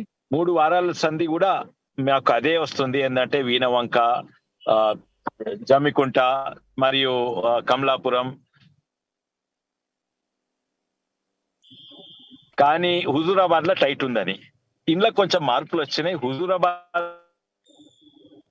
కొంచెము, వీణవంకలో కొంచెం కొన్ని మార్పులు వచ్చినాయి. ఇంకోటి కమలాపురంలో కూడా 100% అన్ని ఊర్లో ఒక దిక్కుండే కేటలకు, కానీ 2-3 ఊర్లు విపరీతంగా పైసలు ఇంకా ఆల్కహాల్ లీడర్లు కొన్ని మార్చుకున్నాడు హరీష్ రావు గారు. ఉదాహరణంగా ఉప్పల్ అనే గ్రామం అయితే కొంచెం మార్పులు వచ్చినాయి, కానీ అయినా కూడా మెజారిటీ తక్కువైంది. కానీ ప్రజలు ముందే నిర్ణయం తీసుకుంటే ఈటలను గెలిపిస్తామని. రైట్, విశ్వేశ్వరరెడ్డి గారు, సిగ్నల్ ప్రాపర్గా లేదు. ప్రొఫెసర్ కోదండరామ్ గారితో మాట్లాడదాం. సార్, దళిత బంధు లాంటి ఒక అట్రాక్టివ్ స్కీమ్ని తీసుకొచ్చారు. అదే కాకుండా ఇందాక శ్రవణ్ గారు మాట్లాడుతున్నప్పుడు అన్నట్లు విపరీతంగా డబ్బులు, 100 కోట్లు 1000 కోట్లు విపరీతంగా అక్కడ డబ్బులు ఖర్చైన పరిస్థితి. సరే, మానిటరీ ఇష్యూస్ పక్కన పెడితే రోడ్లు, ఒక మంత్రి ముందుండి రోడ్ రోలర్ అంటే దగ్గర ఉండి రోడ్లు వేయించిన సిచ్యుయేషన్ ఎక్కడ మనం ఎప్పుడు చూస్తుంటాం. అట్లాంటి ఇంట్రెస్టింగ్ సీన్స్ కూడా మనం హుజురాబాద్ బై ఎలక్షన్లో చూసాం. 3 మంత్రులు ఎప్పుడు వాళ్ళు ఇన్ఛార్జీలుగా ఉన్న చోట ఏమైనా చేశారో లేదో తెలియదు, కానీ ఇక్కడ అన్నీ తామై వ్యవహరించారు. అసలు నేనే మీ ఎమ్మెల్యే అనుకోండి, మొత్తం ఎలక్షన్ గెలిచిన తర్వాత కూడా, టీఆర్ఎస్ గెలిచిన తర్వాత కూడా నేను ఇక్కడ ఉండి అన్నీ చూసుకుంటాను. ఇట్లాంటి ఎన్నో అష్యూరెన్సెస్. వీటన్నిటితో పాటు దళిత బంధు అనే స్కీమ్ మొత్తం గంపగుత్తగా ఓట్లన్నీ రాబట్టుకుందాం అన్న ఒక ఇంట్రెస్ట్తో క్లియర్గా కేసీఆర్ అన్న మాటనే, మాదేమైనా రాజకీయ పార్టీ కాకపోతే మాదేమైనా మఠమా అని చెప్పి. సో ఇట్లాంటివి ఎన్నో చూసాం. వేటికి కూడా హుజురాబాద్ ఓటర్లు లొంగని సిచ్యుయేషన్. ఎట్లా చూడాలి సార్? ఖచ్చితంగా ఒక నాయకుడు, మనకు అందుబాటులో ఉండే నాయకుడు ఉంటే ఆయన నిలబెట్టుకోకపోతే మనకు భవిష్యత్తులో ఇబ్బందులు వస్తాయనే ఒక నిర్ణయానికి వచ్చిండ్రు. రెండోది ఏంటంటే, ఏ స్కీమ్ అయినా ఇవాళ ఎన్నికల కోసమే వచ్చింది తప్ప ఈ ఎన్నికలు దాటటాని కోసమే ఈ స్కీములను తెచ్చిండ్రు తప్ప ఈ ఎన్నికే లేకపోయి ఉంటే ఇవన్నీ వచ్చేవి కావు కదా అనే అభిప్రాయం ప్రజల్లో ఏర్పడింది. అందువల్ల ఏంటంటే ఆ స్కీమ్ల ప్రభావం అనేది చాలా తగ్గిపోయింది. స్కీమ్ల ప్రభావం తగ్గిపోయింది. మూడోది ఏంటంటే ఇప్పుడు వాళ్ళు ఇచ్చిండ్రు, రేపు మనకు ఇస్తారో ఇవ్వరో, కానీ మనకంటూ ఒక నాయకుడు కనుక ఉంటే రేపు భవిష్యత్తులో కూడా ఇట్లాంటి స్కీమ్లు అమలు చేస్తారు కదా అనే ఒక అభిప్రాయము. ఇవన్నింటి వల్ల ప్రభుత్వము సుమారు 4,500 కోట్లు తన ఖజానా నుంచి ఒక్క హుజురాబాద్ నియోజకవర్గానికే మళ్లించింది. అనేక రూపకాలుగా మీరు చెప్పినట్టుగా రోడ్లు కానీ ఇండ్లు కానీ, అయినా కానీ వాటి ప్రభావం అనేది చాలా తక్కువగా ఉందని మనం ఈ సందర్భంగా గుర్తించాలి. ఎందుకంటే కారణము మనకు ఇంతకుముందు శ్రవణ్ గారు కూడా చెప్పినట్టు ఈ ఎన్నికలు లో ఒక ఖచ్చితంగా చూస్తున్న పద్ధతి మారిపోయింది. పైసలతో పూర్తిగా ఎన్నికలను గెలవచ్చు, మేనేజ్ చేసుకోవచ్చు ఎన్నికలను అనేటువంటి వైఖరి టిఆర్ఎస్ ప్రదర్శిస్తూ వచ్చింది. అట్లాంటిది సాధ్యం కాదనేది తేలిపోయింది. అది ఇవాళ మనకి ఎన్నికల ద్వారా అర్థమవుతున్నది. స్కీమ్ల ద్వారా వీటి ద్వారా బయటపడతాం అనుకుంటే అది కూడా పొరపాటే అనేది అర్థమైపోయింది. అక్కడ కీలకమైనటువంటి రాజకీయ వైఖరి, ఆ కీలకమైనదే రాజకీయ వైఖరి. ఆ రాజకీయ వైఖరి విషయంలో స్పష్టత లేకుండా, ప్రజల పట్ల ఒక ప్రజాస్వామిక దృష్టికోణం లేకుండా, కనీసం వాళ్ళ సమస్యల పట్ల ఒక సానుభూతి లేకుండా ఒక పార్టీ పైసల ద్వారా ఎన్నికల్లో గెలవగలుగుతామనుకుంటే అది సాధ్యం కాదనేది ఈ ఎన్నికల్లో మనకు స్పష్టంగా తేలిపోయింది. కాబట్టి ఈ స్కీములు ఇవేవి కూడా ఈసారి ఆ మంత్రాలు ఏవి కూడా పనిచేయలేదు. అన్ని మంత్రాలు ఫెయిల్ అయినాయి. ఇంకా మరి రేపు ఏం మంత్రం వేస్తారనేది ఇవాళ కీలకమైనటువంటి ప్రశ్న. కొత్తది ఏమన్నా నేర్చుకుంటారా అంటే శ్రవణ్ గారు చెప్పింది ఒకే ఒకటి, మొత్తంగా సరిదిద్దుకునే ప్రయత్నం తప్ప ఇంకో మార్గం లేదు.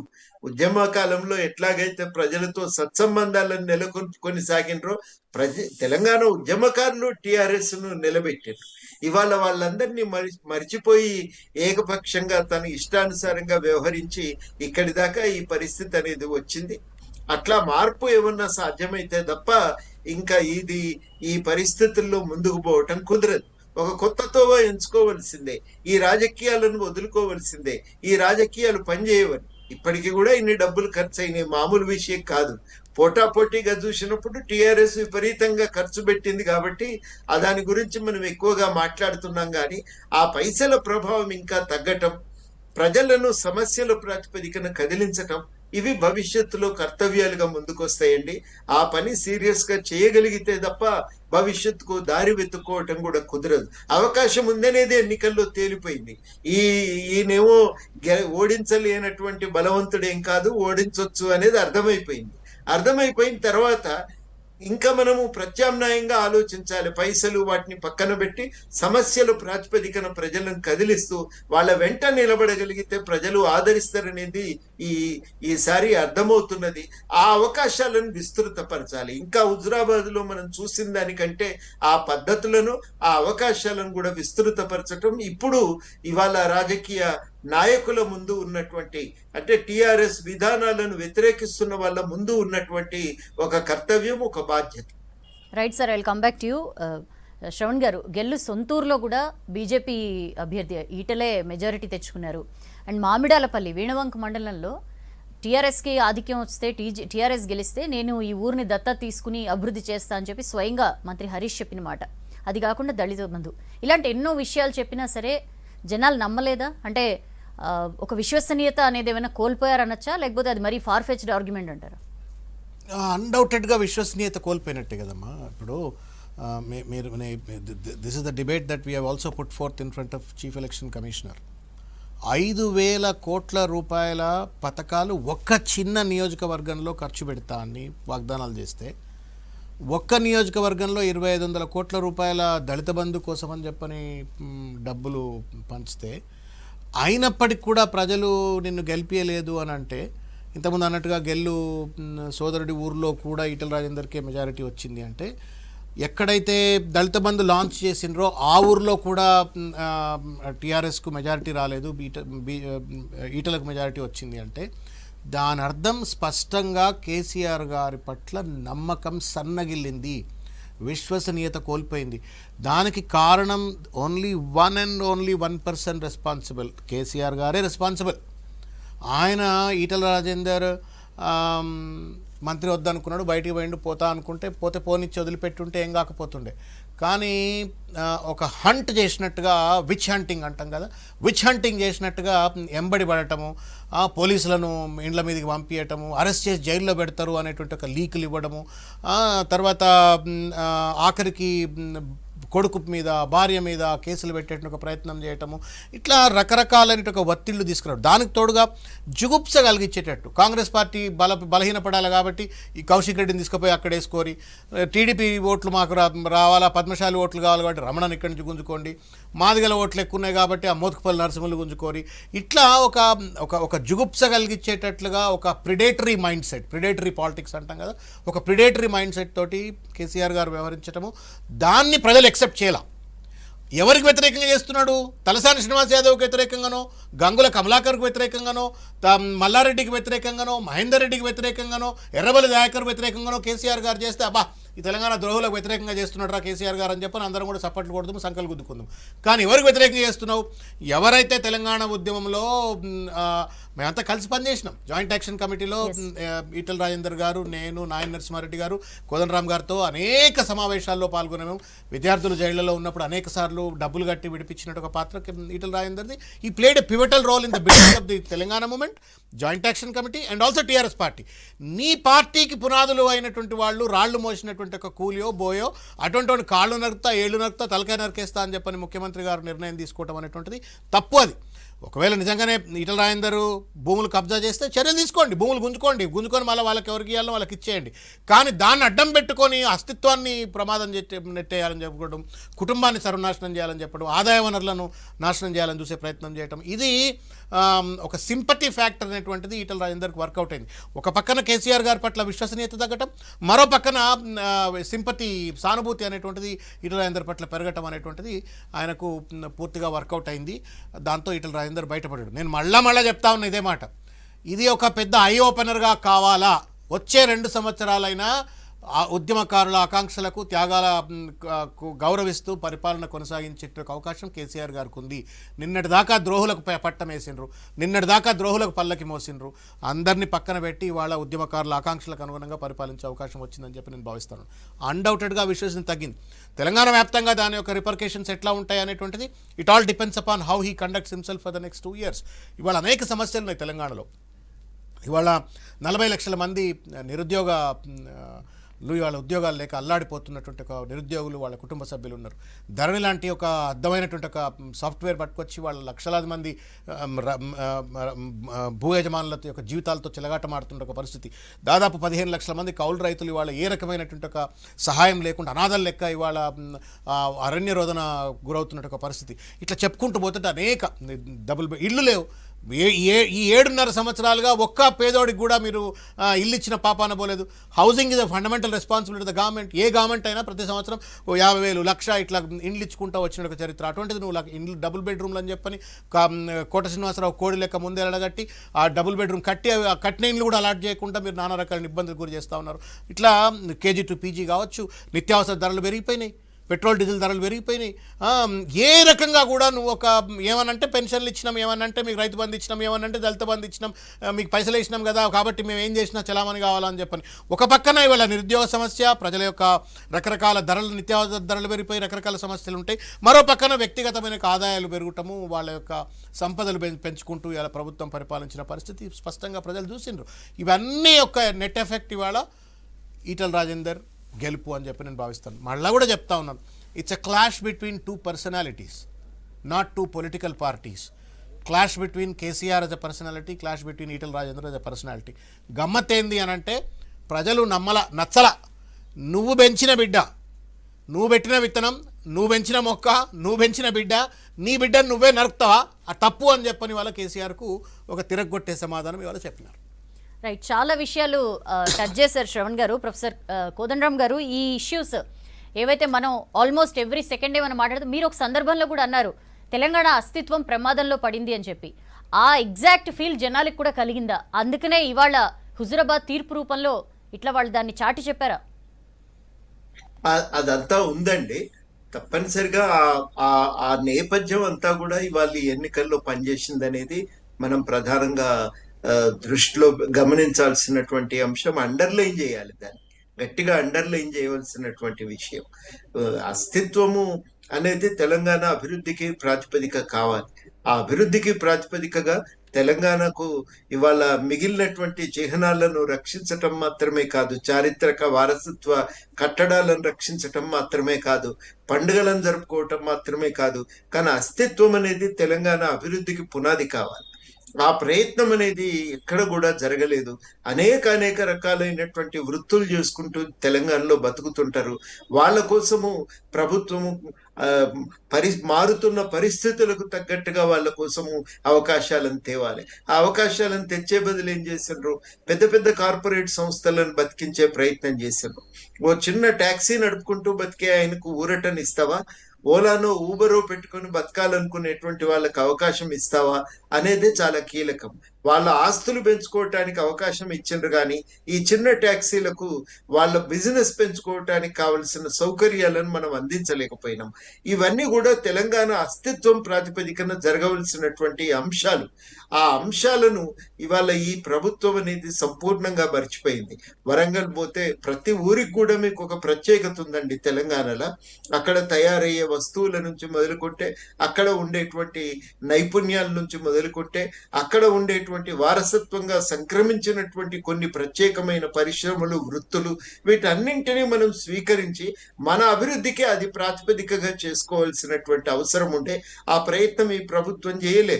పైగా ఏం చేసింది, వెనకటికి నిర్మించినటువంటి సహకార సంస్థల ఆస్తులను కాజేసేటువంటి ప్రయత్నం చేశారు. ఇవి మనకి ఇవాళ ఈ ప్రభుత్వంలో జరిగినాయి. నిరుద్యోగ సమస్య విషయంలో తెలంగాణ ఉద్యమమే దాని ప్రాతిపదికన జరిగింది కదా. నిరుద్యోగ సమస్య పరిష్కారం చూపుతామనే ఆలోచనతోనే తెలంగాణ తెచ్చుకున్నాం కదా. ఆ సమస్య మీద దృష్టి పెట్టాలి కదా. కేసీఆరే అన్నాడు, బొంబాయి, దుబాయ్, బొగ్గుబాయి అనేవి ఉండవు అని. బొగ్గుబాయిలోనైతే ఉద్యోగం లేకుండా చేసి మొత్తం బొగ్గుబాయిలను తెలంగాణకు ఒక వారసత్వంగా సంక్రమించిన సింగరేణిని బలహీనపరిచి మొత్తం బొగ్గు తవ్వకాలను ప్రైవేటీకరణ చేస్తున్న వైనం మనం చూస్తున్నాం. బొంబాయి, దుబాయ్ పోయేటోళ్లకు నువ్వు కనీసం సహాయం అందించి ప్రభుత్వ సంస్థల ద్వారా రిక్రూట్మెంట్ చేసే పరిస్థితి లేదు. వాళ్లకు నైపుణ్యం నేర్పించి ఇతర దేశాల్లో మంచి అవకాశాలను కల్పించే ప్రయత్నం లేదు. అసలు వలసబోని పరిస్థితులు తెలంగాణలో తీసుకొచ్చే పరిస్థితి లేదు. ఇట్లా మీరు చెప్పుకుంటూ పోతే అనేకమైన విషయాలు మనం ఈ ప్రభుత్వంలో చూపొచ్చు. ఎక్కడ కార్పొరేట్ రంగం నుంచి తమకు లాభం వస్తుంది అనుకున్నారో అక్కడ వాళ్ళు విధానాలు ఆ కార్పొరేట్ రంగం కోసం తయారు చేసిండ్రండి. ప్రజలు అస్తిత్వము అన్ని మర్చిపోయినరు. ఇక వాళ్ళు ఏ ఒక్కదాన్ని కూడా గుర్తుపెట్టుకోలేదు. తెలంగాణ అభివృద్ధి అంటే వాళ్ళ అభివృద్ధిగానే చూసుకున్నారు తప్ప అది ప్రజల అభివృద్ధి అనేటువంటి మాటను కూడా వాళ్ళు సంపూర్ణంగా మర్చిపోయినరు. అది వాళ్ళ మనకు తెలంగాణలో కనబడుతున్నటువంటి వైను. ఒక రకమైనటువంటి విసుగు, విముఖత, వ్యతిరేకత, ఈసడింపు, ఇవన్నీ కూడా కలగలిపి తెలంగాణ ప్రజలు ఇలా హుజురాబాద్ లో వ్యక్తం చేసిందనే విషయాన్ని మనం అర్థం చేసుకోవాలి. అందుకనే దీన్ని పైన చూడటం మాత్రమే కాదు, ఈ 7-8 సంవత్సరాల పరిణామాల నుంచి మనం చూస్తే తప్ప చాలా విషయాలు అర్థం కావు. ఆ పరిణామాల నేపథ్యంలోనే మళ్ళీ మనం భవిష్యత్తు ఏం చేస్తామనేది చాలా కీలకమవుతుంది. ఒకవైపు గవర్నమెంట్ తనను తాను ఎట్లా సరిదిద్దుకుంటుంది అనేది ఒక ప్రశ్న, ఈ మనకు ఇంతసేపు శ్రవణ్ గారు అడుగుతున్నట్టు. మరోవైపు ఏంటంటే మనము ఈ అంశాలన్నింటినీ ఎజెండా మీదకి ఎట్లా తేగలుగుతాం ఈ వాతావరణంలో అనేది మరోవైపు ఒక పెద్ద ఛాలెంజ్ అని చెప్పి నేను భావిస్తా ఉన్నా. రైట్ కోదండరామ్ గారు, వెల్కమ్. అంటే అంటెక్స్ట్ అనుకోవద్దు, బట్ కోదండరామ్ గారు సార్ అన్నారు ఇప్పుడు ఒక మాట ఏమంటే మనం ఈ అంశాలన్నీ ఎజెండాకి ఎట్లా తీసుకురావాలని చెప్పని. నేను ఇంతకుముందు అన్నట్టుగా ఈ ఎన్నిక ఎంతైతే శుభ పరిణామమో అంత పెద్ద దుష్పరిణామం కూడా అని చెప్తా ఉన్నాను నేను. ఇంతకుముందు వారు అన్నారు ఒక మాట, ఈ సమస్యలన్నీ ఎజెండాగా ముందుకు ఎట్లా తీసుకురావాలని చెప్పని. అంటే మనం గొంగట్లు తినుకుంటూ ఎంట్రుకలు ఏరొద్దు అని చెప్పని అంటారు, కానీ సళ్ళకొచ్చి ముంతలు దాచొద్దు. కొన్ని విషయాలు మనం ప్రాక్టికల్గా మాట్లాడుకోవాలి. 5,000 కోట్ల రూపాయల ప్రభుత్వ నిధులు, ఒక 500 కోట్ల రూపాయల పార్టీ నిధులు ఖర్చు పెట్టింది. ఈటల రాజేందర్ గారు ఏం తక్కువ తినలా, ఆయన కూడా ఒక 100-150 కోట్లు ఖర్చు పెట్టినారు. What kind of democracy are we talking about? ఏం ఎన్నికలు ఇవి? ఎట్లా ఎజెండాలు ముందుకు పెట్టుకొస్తారు? కోదండరామ్ గారి మీద గెలిచిన ఆయన 100 కోట్ల రూపాయలు ఖర్చు పెట్టి ఎమ్మెల్సీ అయిండు. ఏం ఎజెండాలు పెడతారు చెప్పరు మీరు? అందుకే రాజ్ నహీ బదల్నా సమాజ్ బదల్నా అని చెప్పిన ఎవరో అన్నారట పెద్ద ఆయన. అట్లా మీరు ఎజెండా ఎట్లా పెడతారు తెలంగాణలో? ఇవాళ ఒక నాగార్జున సాగర్లో 60 కోట్ల రూపాయలు ఖర్చు పెట్టి జానారెడ్డి అనేటువంటి ఒక కురువృద్ధ నేత కాంగ్రెస్ పార్టీ నేతను ఓడగొడతా ఉంటే, 100 కోట్ల రూపాయలు ఖర్చు పెట్టి కోదండరామ్ను ఓడగొడతా ఉంటే, ఇంక మీరు 500 కోట్ల బట్ ఇక్కడ పని చేయలేదు కదా. నేనేమంటున్నా what is the bench mark? 150 కోట్లు వర్సెస్ 5,500 కోట్లు, 150 కోట్లు దిగజారింది. కానీ ఇది ఎట్లయిపోయిందంటే పబ్లలోకి పోవడానికి మోడర్న్ పిల్లలకు అర్థమవుతుంది. పబ్లలోకి పోవాలంటే వాడు ఎంట్రీ ఫీజే 5,000 కట్టాలా. ఎంట్రీ ఫీజు 5 కడితే లోపల పోయినాక ఏదో 1 పెగ్ 2 పెగ్లు ఇస్తాడు, ఆడతాడు, బయటకు వస్తాడు. మిగతా ఏమైనా ఎక్సెస్ బిల్లు చేసుకుంటే కట్టాలా. అట్లా ఇవాళ నీ entry fee to set the agenda is 150 crores. 100 కోట్లు 50 కోట్లు నీ ఎంట్రీ ఫీజు అయిపోయింది. అప్పుడే నువ్వు ఎజెండా సెట్ చేస్తావు. నువ్వు కోదండరామ్ గారు సమాధానం చెప్పాలి తెలంగాణలో. సమాధానం కాదు, పరిష్కారంలో భాగం కావాలని చెప్పి కోరుతా ఉన్నాను నేను. సమాజాన్ని చైతన్యం చేయకుండా సమాజాన్ని వాళ్ళ బానిసలుగా మార్చేసినది కేసీఆర్ గారు మార్చిండొచ్చా, మిగతా రాజకీయ పార్టీలు మార్చిండ, అందరూ దానికి బాధ్యులే. 100 కోట్ల రూపాయలు ఉంటేనే ఎన్నికలు జరుగుతాయి తెలంగాణలో. 100 కోట్ల రూపాయలు ఉంటేనే ఓట్లు అవుతాయి. మీరు ఒక ఆయన 5,500 కోట్లు, ఇంకొక ఆయన 150 కోట్లు. ఎక్కడ పోవాలి మరి మామూలుడు? కోదండరామ్ సార్ ఎట్లా ఏమైనా అవుతాడా జీవితాల్లో ఎమ్మెల్యే? కమ్మన్రి జీవితాల్లో కాడు ఎమ్మెల్యే. శ్రవణ్ గారు, నేను అన్నది అదే తప్పంటలే సార్ నేను తప్పంటలా. కానీ ఈ చర్చ మీరున్నందుకు స్క్రీన్ మీద చాలా మంది చూస్తారు కాబట్టి అంశాన్ని లేవుతారు. మీరు ఎజెండా పెట్టాలంటే అసలు ఎజెండాలు లేకుండా పోయినాయి. పొద్దుటి నుంచి సాయంకాలం దాకా మత్తులో ముంచేస్తున్నారు ప్రజల్ని. పొద్దుటి నుంచి సాయంకాలం దాకా మాంసం పంచుతున్నారు, మద్యం పంచుతున్నారు, నోట్ల కట్టలు పంచుతున్నారు. అది ప్రామాణికం అయిపోయింది తెలంగాణలో. హౌకమ్ తెలంగాణలో costliest election in the country ఎట్లా అవుతుంది? ఈ హుజరాబాద్ ఎలక్షన్ ఇట్లయితేనే సప్పట్లు వచ్చింది కదా. ఒక చేతితో సప్పటి రాలే కదా. ఇది 5,500 కోట్ల సప్పటి అయితే 150 కోట్ల సప్పటి. ఇది ఏం డెమోక్రసీ? ఇది ఏం ప్రజాస్వామ్యము? దీనికోసం 1,500 మంది పిల్లలు ఆత్మ బలిదానం చేసుకుంటే మీకు తెలుసు. మన జాయింట్ యాక్షన్ కమిటీలోనే సబ్బండ కులాలోళ్ళు, చిన్న చిన్న కులాలోళ్ళు, పేద కులాలోళ్ళు తెలంగాణ వస్తే మా రాజకీయ అస్తిత్వం కాపాడబడుతుందని చెప్పని వాళ్ళు కూడా జేఏసీలు కట్టుకొని జేఏసీల భాగస్వాములు. ఎవడన్నా కలగలుగుతారా ఇవాళ ఈ రాజకీయ ప్రామాణికత ఆధారంగా తీసుకుంటే, ఈ ఎన్నికల ప్రామాణికత తీసుకుంటే? కాబట్టి మనం ప్రాక్టికల్గా ప్రాగ్మాటిక్గా వర్క్ చేయాల్సిన అవసరం ఉంది. మీరు అన్నట్టు ఇష్యూస్ రైజ్ చేయాలా, ఎడ్యుకేట్ చేయాలని కాదంటలే. కానీ the very bench mark of the elections in Telangana is absurd, abusive. సిగ్గుపడుతుంది. నాకు సిగ్గు అనిపిస్తూ ఉంది. 150 కోట్లు, 5,500 కోట్లు. This is not what we are all fought for. ఈ తెలంగాణ కోసం కొట్లాడలే మనం.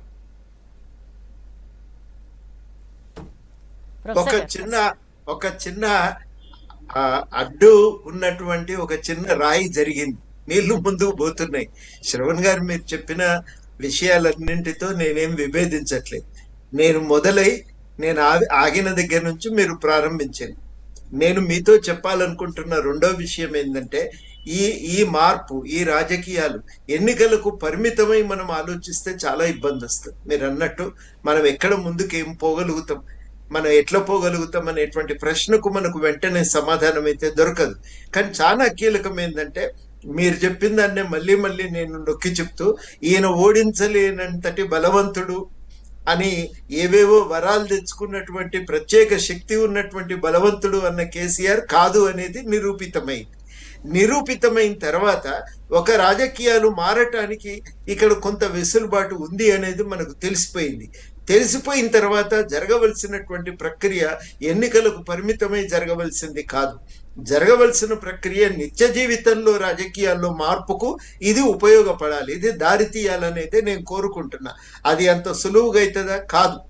కానీ నేను నా అనుభవంతో చెప్పేది ఏంటంటే, మేము చాలా చిన్న శక్తి, కొద్దిపాటి ₹1,00,000 కొన్ని లక్షలు ఖర్చు పెట్టి, ఒక 3 లక్షలు 4 లక్షలు ఖర్చు పెట్టి మొత్తం మీదనైతే నిరుద్యోగ సమస్య అనే దాన్ని బలంగా ఎజెండా మీద నిలపగలిగినాం.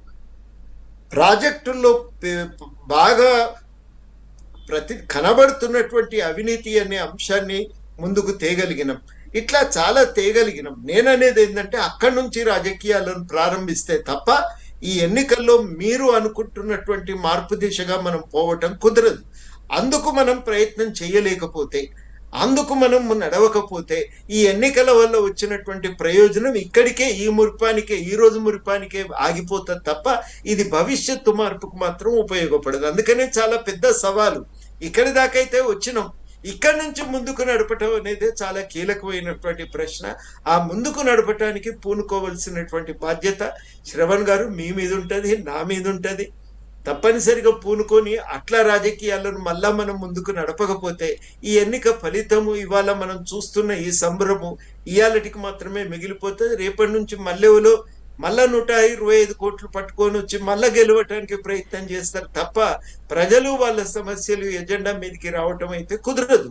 అవి తేవటానికి, రాజకీయాలనే మార్చడానికి ఒక అవకాశం ఉంది. పాలకులు కాదు, పాలన కూడా మారాలని మేము చెప్తూ ఉంటాం. ఆ మార్పుకు కూడా అవకాశం ఉంటుంది. ఎమర్జెన్సీ పోయిన తర్వాత జయప్రకాష్ నారాయణ గారు అనేవారు, జెండాకే సాత్ దండా భీ బదల్నా హై అని. అట్లాంటి ఒక పరిస్థితి అనేది ఇవాళ మన దగ్గర ఏర్పడతా ఉంది. ఆ పరిస్థితి రావాలి. కాన్షీరామ్ గారి భాషలో చెప్పాలంటే మనీ, మీడియా, మజిల్ అనేటువంటి M³ రాజకీయాలు పోయి ప్రజల కేంద్రంగా గల రాజకీయాలు రావటం అనేటువంటిది చాలా కీలకమైనటువంటి ప్రశ్న. అందుకు అవకాశం ఉందాయా, భయపడకండి అనే దాకానే నేను ఇవాళ వచ్చిన కానీ అంతకు మించి ఇంకా ముందుకు పోతాం వెంటనే అని చెప్పి నాకేమి వెంటనే అట్లాంటి మార్పు అయిపోతుందని చెప్పి నేనేం అనుకోవటం లేదు. అందుకు అవకాశం చేసింది కూడా అక్కడే ఇమీడియట్ గా ఏదో మార్పు వచ్చేస్తుందని కాదు, బట్ కాదు. మార్పు అనేది రావడానికి ఇది ఒక ప్లాట్ఫామ్ లాంటిది ఏర్పడింది అని చెప్పి స్టార్ట్ చేశారు. ఎట్లాంటి సార్ అవును. ఫ్యూచర్ లో ఎలాంటి కొత్త రాజకీయాన్ని మనం చూడొచ్చు, ఎలాంటి మార్పులకి ఇది కారణమవుతుందంటారు? తప్పనిసరిగా అండి మనం ప్రజల సమస్యల ప్రాతిపదికన కదిలించటం నేర్చుకోవాలండి. అవేమి నేను చెప్తున్నవి ఏవి కొత్త రాజకీయాలు కావు. 94కు ముందున్నటువంటి విషయాలే. 94కు ముందు ఇట్లే నడిచినాయండి. ప్రజలను సమస్యలు ప్రాతిపదికన కదిలించారు. ఆ సమస్యలకు పరిష్కారాలను ముందు పెట్టి వాళ్ళను బలంగా సంఘటితపరిచే ప్రయత్నం చేశాను. రేపు ఏమి కొత్త విషయాలు నేను ఏవి మాట్లాడతలేను. కాన్షీరామ్ చేయలేదా? ఎంతమంది భారతదేశంలో ఆ ప్రయత్నం చేయలేదు? ఈటల రాజేందర్నే మీరు ఉదాహరణగా తీసుకోండి.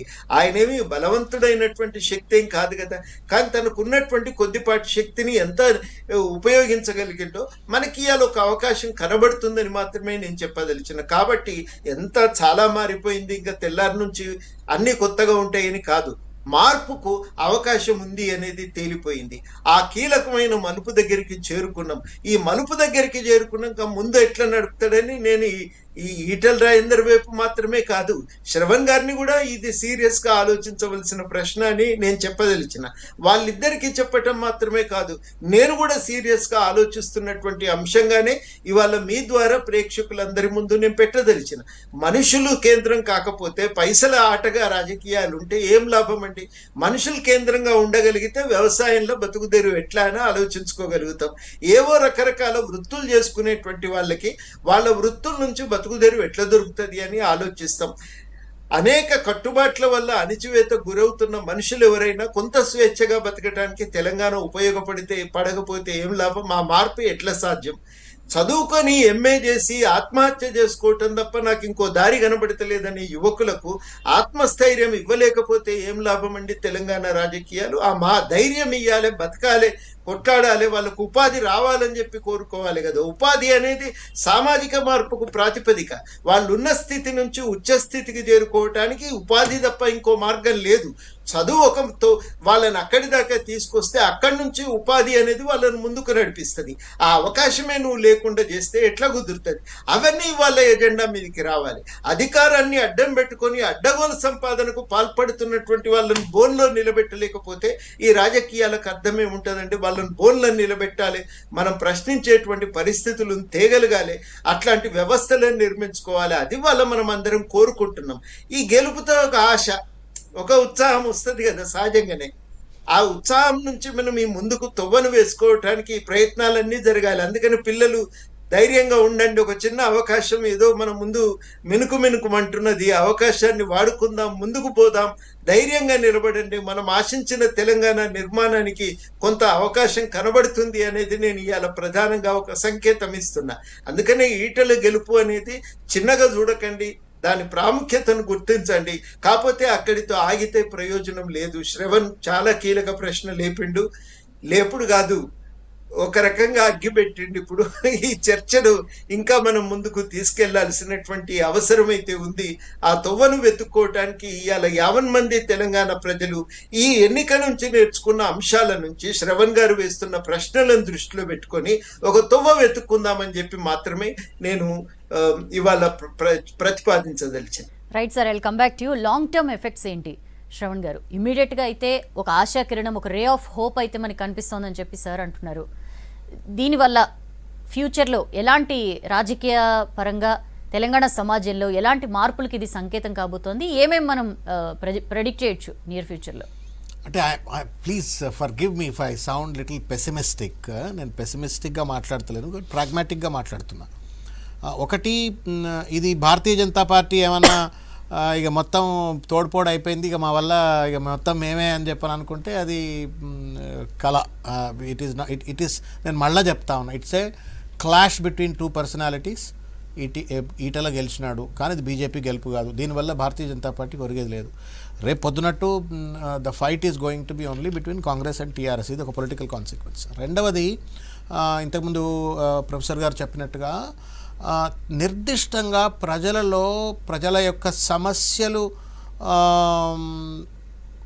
గుర్తింపబడేటట్లుగా చర్చలో పెట్టే విధంగా, ఈ సమస్యల వల్ల మా జీవితాలు నాశనం అవుతున్నాయి అని ఒక చైతన్యం కలిగించే విధంగా ఒక ప్రజా ఉద్యమాలు చేస్తామా, అంబేద్కర్ గారు చెప్పినట్టు, ప్రొఫెసర్ జయశంకర్ గారు చెప్పినట్టుగా భావజాల వ్యాప్తి చేస్తామా, ఇది చేయవలసిన అవసరం ఉంది. But unfortunately in Telangana today I always realize, petrol రోజు పోయి బండి పెడతాము, 115 రూపాయల పెట్రోల్ పోసుకున్న భారత్ మాతాకి జై అంటున్నాడు, నరేంద్ర మోడీ జై అంటున్నాడు. ఎట్లా అంటున్నాడు అంటే ఒక మత్తు మందు, సెడేషన్ అనమాట.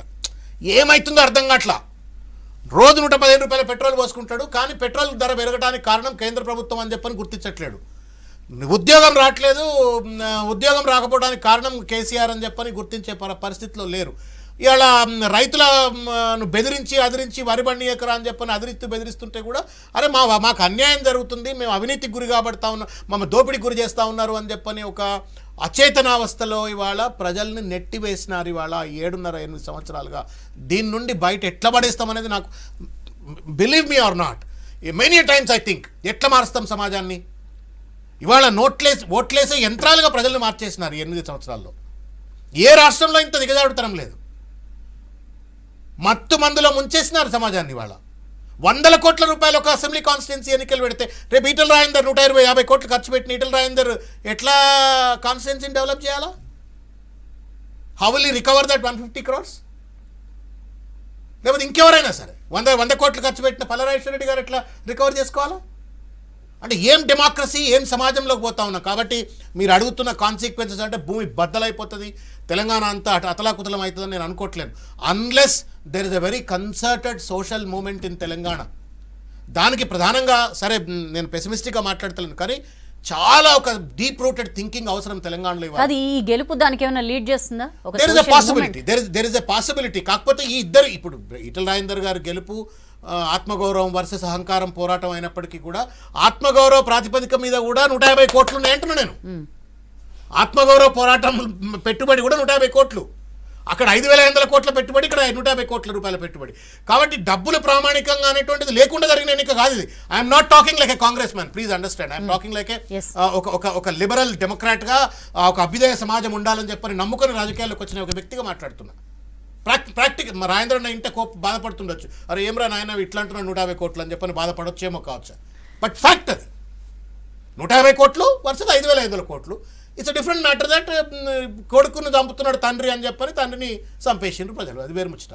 బట్ ప్రామాణికం ఏమైంది? సమాజాన్ని ఎక్కడ తీసుకుపోదాం? తెలంగాణ సమాజాన్ని ఎందుకు ఓట్లేసే యంత్రాలుగా మారిపోయినారు? ఎందుకు సాయంకాలం బుడ్డిస్తేనే ఓట్లేసేందుకు ఎందుకు వచ్చింది? ఎందుకు హుజురాబాద్లో రోడ్ల మీదకి వచ్చి మాకు 6,000 10,000 తక్కువ వస్తున్నాయని చెప్పని రోడ్ల మీదకి వచ్చి ధర్నాలు ఎందుకు చేస్తూ ఉన్నారు? ఏ భావదారిద్ర్యంకి ఇవాళ సమాజాన్ని నెట్టివేయబడతా ఉన్నాము? ఏ రాజకీయ పార్టీలు కారణం ఇవాళ?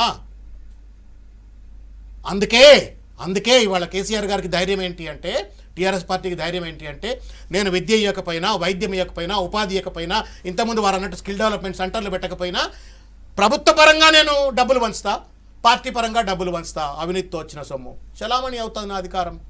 ఇది మారాలా? అవదని చూపించారు ఇది $1 మిలియన్ అవదు, అట్లా అవదని ప్రూవ్ చేశారు కదా హుజరాబాద్ ఓటర్స్. ప్రామాణికం చెప్తా ఉన్నా కదా మీకు నేను. 150 కోట్లు లేకుండా మాట్లాడాలా, 150 కోట్ల వర్సెస్ 5,500 కోట్లు. ఈ ప్రామాణికతను కూడా అర్థం చేసుకోవాలి కదా. అది అర్థం చేసుకోకుంటే వీఆర్ హిపోక్రాట్స్, పెద్ద హిపోక్రాట్స్ మనం. ఇక మనం హిపోక్రసీలో మునిగి అంత బాగుందని సంఘాలు గుద్దుకుందామంటే గుద్దుకుంటాం, రాత్రి పోయి పండుకుంటాం, తెల్లారి పొద్దుగాల మళ్ళీ రాతగాయా బాతగాయా మళ్ళీ ఇంకో ఎన్నిక వచ్చినప్పుడు ఇంకో తమాషా. అట్లా కాదు కదా.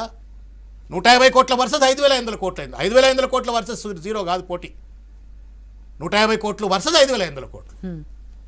రెండో విషయం ఏంటంటే, ఇంతకుముందు సార్కు నేను కూడా with in the party also many times I rise this issue. తెలంగాణలో ఆల్టర్నేట్ పాలిటిక్స్ రావాలంటే ఆల్టర్నేట్ డెవలప్మెంట్ నెరేటివ్ కూడా ఇవ్వాలా.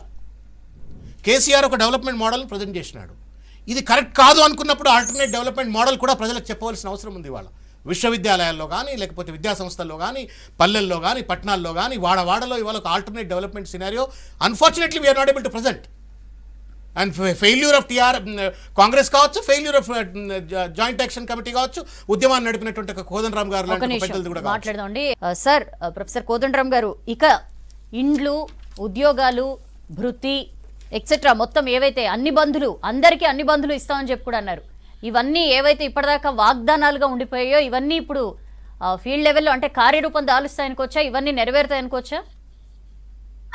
అవన్నీ నెరవేరుతాయని నేనేం అనుకోవటం లేదు. కానీ వాటిని సాధించడానికి ఏం చేస్తామనేది ఎప్పటి నుంచి మనం చర్చిస్తున్నటువంటి అంశం. వాటిని సాధించడానికి మనం ఎంత గట్టిగా నిలబడగలం, వాటిని సాధించటానికి ఎంత బలంగా రాజకీయాలను మనం నిర్వహించగలం అనేది ఇవాళ మన ముందున్నటువంటి ప్రశ్న. దాన్నే ఇవాళ అప్పటి నుంచి మనం మాట్లాడుతూ ఉన్నాం. అంటే చెప్పటం మాత్రమే కాదు, ఇప్పుడు ఢిల్లీలో ఆమ్ ఆద్మీ పార్టీ ఏం చేసిందంటే ఈ ప్రతిపాదనలు పెట్టడమే కాదు, దాన్ని అమలు చేయించడానికి నిరంతరమైన కార్యాచరణ ఒకదాన్ని వాళ్ళు చేపట్టిండ్రు, విజయవంతమైనరు. అక్కడ అందువల్లనే వాళ్ళు తర్వాత కాలంలో చాలా కీలక పాత్ర పోషించడానికి అవకాశం కలిగింది. అది ఎట్లా చేస్తామనేదే ఇవాళ మన ముందున్నటువంటి ప్రశ్న. ఆ ప్రయత్నం చేయటానికి మన దగ్గర అందరూ వెనక ముందు అవుతా ఉంటారు. అట్లా కాదు, రాజకీయాలంటే ఎన్నికల సమయానికి పైసలు పెట్టడమే కదా అనే దృక్పథంతో ఉంటారు. అట్లాంటి దృక్పథాన్ని విడనాడి నిరంతరము కార్యాచరణలో ఉండగలిగితే అప్పుడు మనం అనుకున్నట్టుగా రాజకీయాల్లో ఇవి ఎజెండా మీద మిగులుతాయి. అప్పుడు ఎన్నికలు అనేవి పైసలు కాకుండా వీటి వల్ల పొందిన చైతన్య స్థాయి అనేది ఎన్నికలను ప్రభావితం చేయగలుగుతుంది. అట్లాంటి మార్పు అనేది మనం ఇవాళ సాధించవలసినటువంటి అవసరం ఉంది. ఇది ఇంతసేపు మనం మాట్లాడుకుంటున్నది శ్రవణ్ గారు చెప్పినా నేను చెప్పినా ఇదే అంశం. ఈ అంశం మీద, ఈ అంశాల ప్రాతిపదికన ప్రజలను ఐక్యం చేయటము. ఒక మాటలో చెప్పాలంటే జయశంకర్ గారు చెప్పిన వారు చెప్పిండ్రు, తెలంగాణ వచ్చేదాకా రాష్ట్ర సాధన కోసం, తెలంగాణ ఏర్పడినాక అభివృద్ధి కోసం పోరాటం జరగవలసే ఉంటుందని. ఆ రాజకీయాలను మనం ఎట్లా నిర్మిస్తామనేదే ఇవాళ ప్రశ్న. ఆ ప్రశ్న ఇవాళ తప్పనిసరిగా మరి మనం అందరం కూడా లేవనెత్తి జవాబు చెప్పుకోవాల్సిన అంశం. 5 అంశాలు కీలకమైనవి, నిర్వివాద అంశం. వాటి మీద ఇంకొక భిన్నమైన అభిప్రాయం ఎవరికి లేదు. కానీ దాన్ని సాధించే దిశగా మన నిరంతర కార్యాచరణ ఎట్లా ఉంటుంది అనేది ఇవాళ ఆలోచించుకోవాల్సిన విషయం అని చెప్పి నేను భావిస్తున్నాను.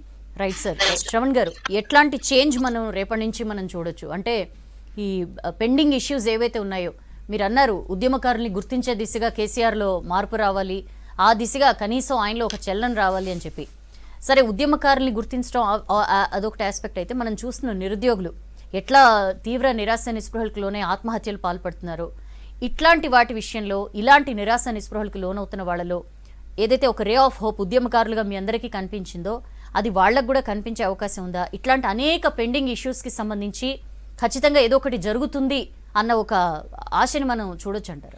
అంటే ఇండిపెండెంట్ ఆఫ్ హుజురాబాద్ ఎన్నికలకు సంబంధం లేకుండానే కాంగ్రెస్ పార్టీ నిరుద్యోగ జంగ్ సైరన్ అని చెప్పని మొదలుపెట్టింది. తెలంగాణ వ్యాప్తంగా నిరుద్యోగులందరినీ కూడా సమాయత్తపరుస్తూ నిరుద్యోగ సమస్యను పరిష్కరించమని ప్రభుత్వం మీద ఒత్తిడి పెట్టేటువంటి ఒక ప్రజా ఉద్యమాలు, సభలు, సమావేశాలన్నీ కూడా మేము నిర్వర్తిస్తూ వస్తూ ఉన్నాం. అయితే ఇక్కడ ఒక ఛాలెంజ్ ఏంటి అంటే, ఈటల రాజేందర్ గారు, నేను అందుకే అన్నా, నేను ఈ ఎన్నికతో ముఖ్యమంత్రి దిగడు, ఈటల రాజేందర్ గారు గద్దెనెక్కడు, సమస్యల పరిష్కారం ఎట్లొస్తుంది అనేటువంటిది ఒక పెద్ద అవుతుందా కాదని ఒక పెద్ద క్వశ్చన్ అది. ఎందుకు అంటే ఈటల రాజేందర్ గారు ఇంతకుముందు 2-3 సమస్యలు లేవనెత్తినాడు. నిరుద్యోగ వృత్తి, తర్వాత నీళ్లు, నిధులు, నియామకాలు, ఇవన్నీ గురించి మాట్లాడినారు. బట్ ఇవాళ ఆయన ఈటెల రాజేందర్ ఉద్యమకారుడు కాదు. ఇవాళ భారతీయ జనతా పార్టీ ఉద్యమకారుడిగా గెలిచిన భారతీయ జనతా పార్టీ నాయకుడు. ఇవాళ ఆయన భారతీయ జనతా పార్టీ నాయకుడిగా ఇవాళ టీఆర్ఎస్ ప్రభుత్వాన్ని ప్రశ్నిస్తూనే మోడీకి, భారతీయ జనతా పార్టీకి వచ్చే ప్రశ్నలకు ఆయన కూడా సమాధానం చెప్పాల్సిన పరిస్థితిలో ఉంటాడు. When he can question, he's also answerable. TRS పార్టీని క్వశ్చన్ చేస్తూనే ఆయన కూడా ఆన్సరబుల్ ఉంటాడు. ఇవాళ తిలాపాపం తలాపిడికడ లెక్క అటు బీజేపీ టీఆర్ఎస్ రెండు కూడా ఇవాళ నిరుద్యోగ సమస్యకు కారకులు. 1,00,000 ఉద్యోగాలు ఇస్తా అన్నటువంటి ఒక తెలంగాణ వస్తే కేసీఆర్ గారు ఎంతైతే అన్యాయం చేసినరో, నేను అధికారంలోకి వస్తే సంవత్సరానికి 2 కోట్ల ఉద్యోగాలు ఇస్తా అని చెప్పిన నరేంద్ర మోడీ గారు అన్యాయం చేసినారు. ఇక్కడ మెగా కృష్ణారెడ్డి, మైహోం రామేశ్వరరావు గారు లాంటి వాళ్ళు పెట్టుబడిదారులుగా మారితే అక్కడ అదానీ అంబానీలు దేశ స్థాయిలో పెట్టుబడిదారులుగా మారిన పరిస్థితి. తర్వాత నిత్యావసర ధరలకు సంబంధించి కానీ, పెట్రోల్ డీజిల్ ధరలకు సంబంధించి కానీ, ఇట్లా ఈ తిలాపాపం తలాపిడికడ లెక్క ఈ 2 పాలక వర్గాలు, అటు రాష్ట్రాన్ని వెళ్తున్న వాళ్ళు, దేశాన్ని వెళ్తున్న వాళ్ళు, ఈ 2 కూడా ఉన్నారు. కాబట్టి ఈటెల రాజేందర్ గారు రేపు ఈ ప్రశ్నలన్నిటికీ పరిష్కారంగా ఆయన గళమెత్తుతాడు అని అంటే సగం సమస్యలకు వాళ్ళు కూడా కారకులే, వాళ్ళ పార్టీ కూడా కారకులే. కాబట్టి వాళ్ళకి ఎట్లా సమాధానం చెప్తారనేది పెద్ద ప్రశ్న. అన్డౌటెడ్గా కాంగ్రెస్ పార్టీ ఈ అంశాన్ని లేవనెత్తింది. రానున్న రోజుల్లో కూడా పెద్ద ఎత్తున ప్రజా ఉద్యమాలు నిర్మిస్తాం, కేసీఆర్ గారిని నిలదీస్తాం. నేను మళ్ళీ కూడా చెప్తా ఉన్నా, ఈ ఓటమి అనేటువంటిది ఒక కొత్త బాధ్యతను కేసీఆర్ కనువిప్పు కలిగించిందని భావిస్తా ఉన్నాను. ఇగ్నిషన్ అయింది. ఇప్పుడు ఇందులో రూరల్ లేకపోతే అర్బన్ ఇవన్నీ పక్కన పెడితే అన్ని వర్గాల నుంచి కూడా ఈటెల గెలుపు బలంగా కోరుకున్నారు. ఈ వరేస్తే ఉరి, ఎస్పెషల్లీ ధాన్యం కొనుగోలు విషయంలో ప్రభుత్వ ఇది కానీ, లేకపోతే యూత్ ఎక్కువగా ఓటు వేశారు. శ్రవణ్ గారు, మనం చూసాం పోలింగ్ డే రోజు. సో ఏవైతే వీళ్ళ ఆశలు ఆకాంక్షలు ఉంటాయి ఇవి కానీ, ఇవన్నీ కూడా వాళ్ళు బలంగా చెప్పారు ఓట్ అనే రూపంలో. వీటి విషయంలో కేసీఆర్లో ఒక కదలికను మనం ఏమైనా ఎక్స్పెక్ట్ చేయొచ్చా? ఏమైనా ప్రెషర్ ఆయన మీద బిల్డప్ అయ్యే అవకాశం ఉందా? అంటే ప్రజలు ఓట్లేసే యంత్రాలు కాదు, మేము చైతన్యానికి మారుపేర్లు అని చెప్పని ఎప్పుడైతే భావన వస్తున్నది అని చెప్పని కేసీఆర్ కనుక నమ్మినట్టయితే తప్పనిసరి మార్పు వస్తుంది. బట్ నేను మళ్ళా చెప్తా ఉన్నాను, మార్పు వస్తుందా రాదా అని స్పెక్యులేషన్ కాదు, నేను అప్పీల్ చేస్తా ఉన్నా. మీ ద్వారా నేను ముఖ్యమంత్రి గారికి, కేసీఆర్ గారికి అప్పీల్ చేస్తా ఉన్నా. 40 లక్షల మంది నిరుద్యోగులు ఇవాళ నానా రకాల ఇబ్బందులకు గురవుతున్నారు. వాళ్ళ తల్లిదండ్రులు ఇబ్బందులకు గురవుతున్నారు. వాళ్ళ కుటుంబాలు సర్వనాశనం అయిపోయినాయి. తెలంగాణ ఉద్యమంలో మమేకం అయిపోయి ఏజ్ బార్ అయిపోయి 40 ఏళ్లకు వచ్చి వాళ్ళ ఉద్యోగం లేక అల్లాడిపోతున్న వాళ్ళు ఉన్నారు. వాళ్ళని ఆదుకోవడం కోసమైనా ఈ ఓటమి ద్వారా వాళ్ళ ఆకాంక్షలను గౌరవించి నిరుద్యోగ సమస్యను పరిష్కరించండి. 15 లక్షల మంది కౌలు రైతులు ఇవాళ ఏ సహాయం లేకుండా అనాథలు లెక్క, అరణ్య రోజుల లెక్క బాధపడుతున్నారు. వాళ్ళని ఆదుకోండి. ఇండ్లు లేక ఇవాళకి కూడా పూరి గుడిసెల్లో బతుకుతున్నటువంటి వాళ్ళు లక్షలాది మంది ఇవాళ 2014లో 22 లక్షల మంది ఉన్నారు. ఇవాళ that probably would have gone to 30 lakhs. 30 లక్షల మంది ఇండ్లు లేక అల్లాడుతున్నారు. ఇండ్లు ఇవ్వండి. విద్య వ్యాపారంగా మారిపోయింది, దాన్ని విద్య పట్ల కాన్సన్ట్రేట్ చేయండి. వైద్యం సర్వనాశనం అయిపోయింది. ఇవాళ కరోనా చూసినా మనం, కరోనాలో ఎంత అల్లాడిపోయినాం. ఆక్సిజన్ లేకుండా, బెడ్ లేకుండా. వైద్యాన్ని స్ట్రెంథన్ చేయండి. తెలంగాణ వ్యాప్తంగా స్కిల్ డెవలప్మెంట్ సెంటర్లు పెట్టండి. ఇవన్నీ ప్రజలకు ఉన్నటువంటి ఒక ఇమీడియట్ ప్రియారిటీసు, ఇమీడియట్ నీడ్స్. వీటితో పాటుగా తెలంగాణ సమాజం, కోదండరామ్ గారికి బాగా తెలుసు, ఎందుకంటే తెలంగాణ సమాజం తెలంగాణ ఉద్యమంలో మమేకమైనప్పుడు చిన్న చిన్న కులాల వాళ్ళు చేతికి జబ్బల సంచేసుకొని రోడ్డు మీదకి వచ్చి ఉద్యమాలు చేసినప్పుడు, జేస్తో జట్టు కట్టినప్పుడు ఏమనుకున్నారంటే తెలంగాణ వస్తే మాకు రాజకీయ అస్తిత్వం వస్తుంది, మాకు రాజ్యాధికారం వస్తుంది అని చెప్పని నమ్మినరు. ఆ చిన్న చిన్న కులాలకు కూడా, చిన్న కులాలకు, బీసీలకు, ఎస్సీలకు, ఎస్టీలకు, మైనారిటీలకు కూడా రాజ్యాధికారం లభించేటువంటి ఒక సామాజిక న్యాయం కల్పించవలసిన అవసరం ఉంది. విద్య, వైద్యం, ఉపాధి, శిక్షణ, స్వయం ఉపాధి, దీంతో పాటు తప్పనిసరిగా ఒక పొలిటికల్ ఎంపవర్మెంట్ కలిగించే విధంగా ఒక సామాజిక న్యాయం. చిన్న రాష్ట్రాలతో సామాజిక న్యాయం వస్తుందని చెప్పని కొట్లాడినటువంటి వాళ్ళం. అది అంబేద్కర్ చెప్పిండే. ఆయన దాన్ని నమ్మి 100 సార్లు 1000 సార్లు మనం తెలంగాణ ఉద్యమకాలంలో చెప్పినాం. దానికి భిన్నంగా ఇవాళ పరిపాలన కొనసాగిస్తూ ఉంది.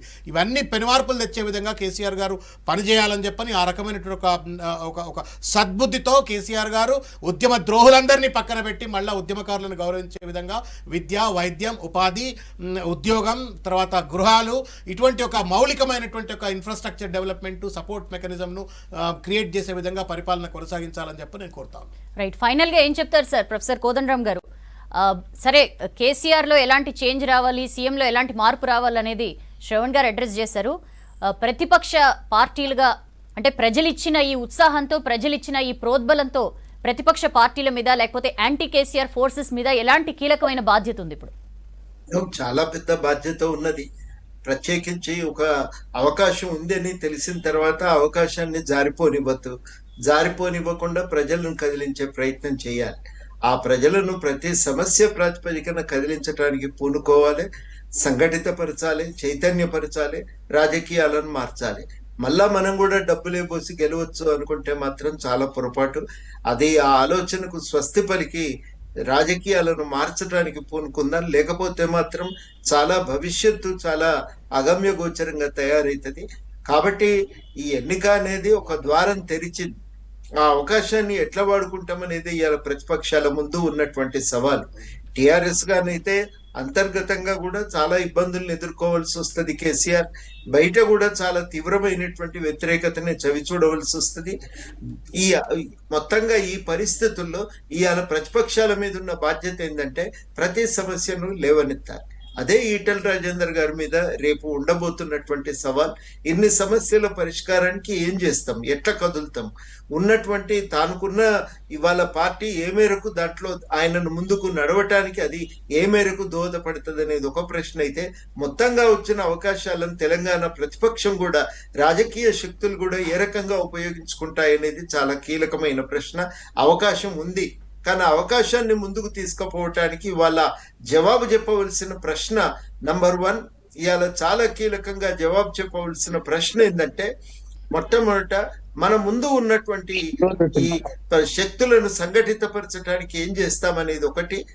వాళ్ళ సమస్యలను ఎజెండా మీద నిలబెట్టి మనం బలంగా చైతన్యపరచడానికి ఏం చేస్తాము, ఎట్లాంటి మార్గాలను అనుసరిస్తాం, ఎట్లాంటి రాజకీయాలను ఉపయోగించుకుంటాం అనేదే చాలా కీలకమైన ప్రశ్న.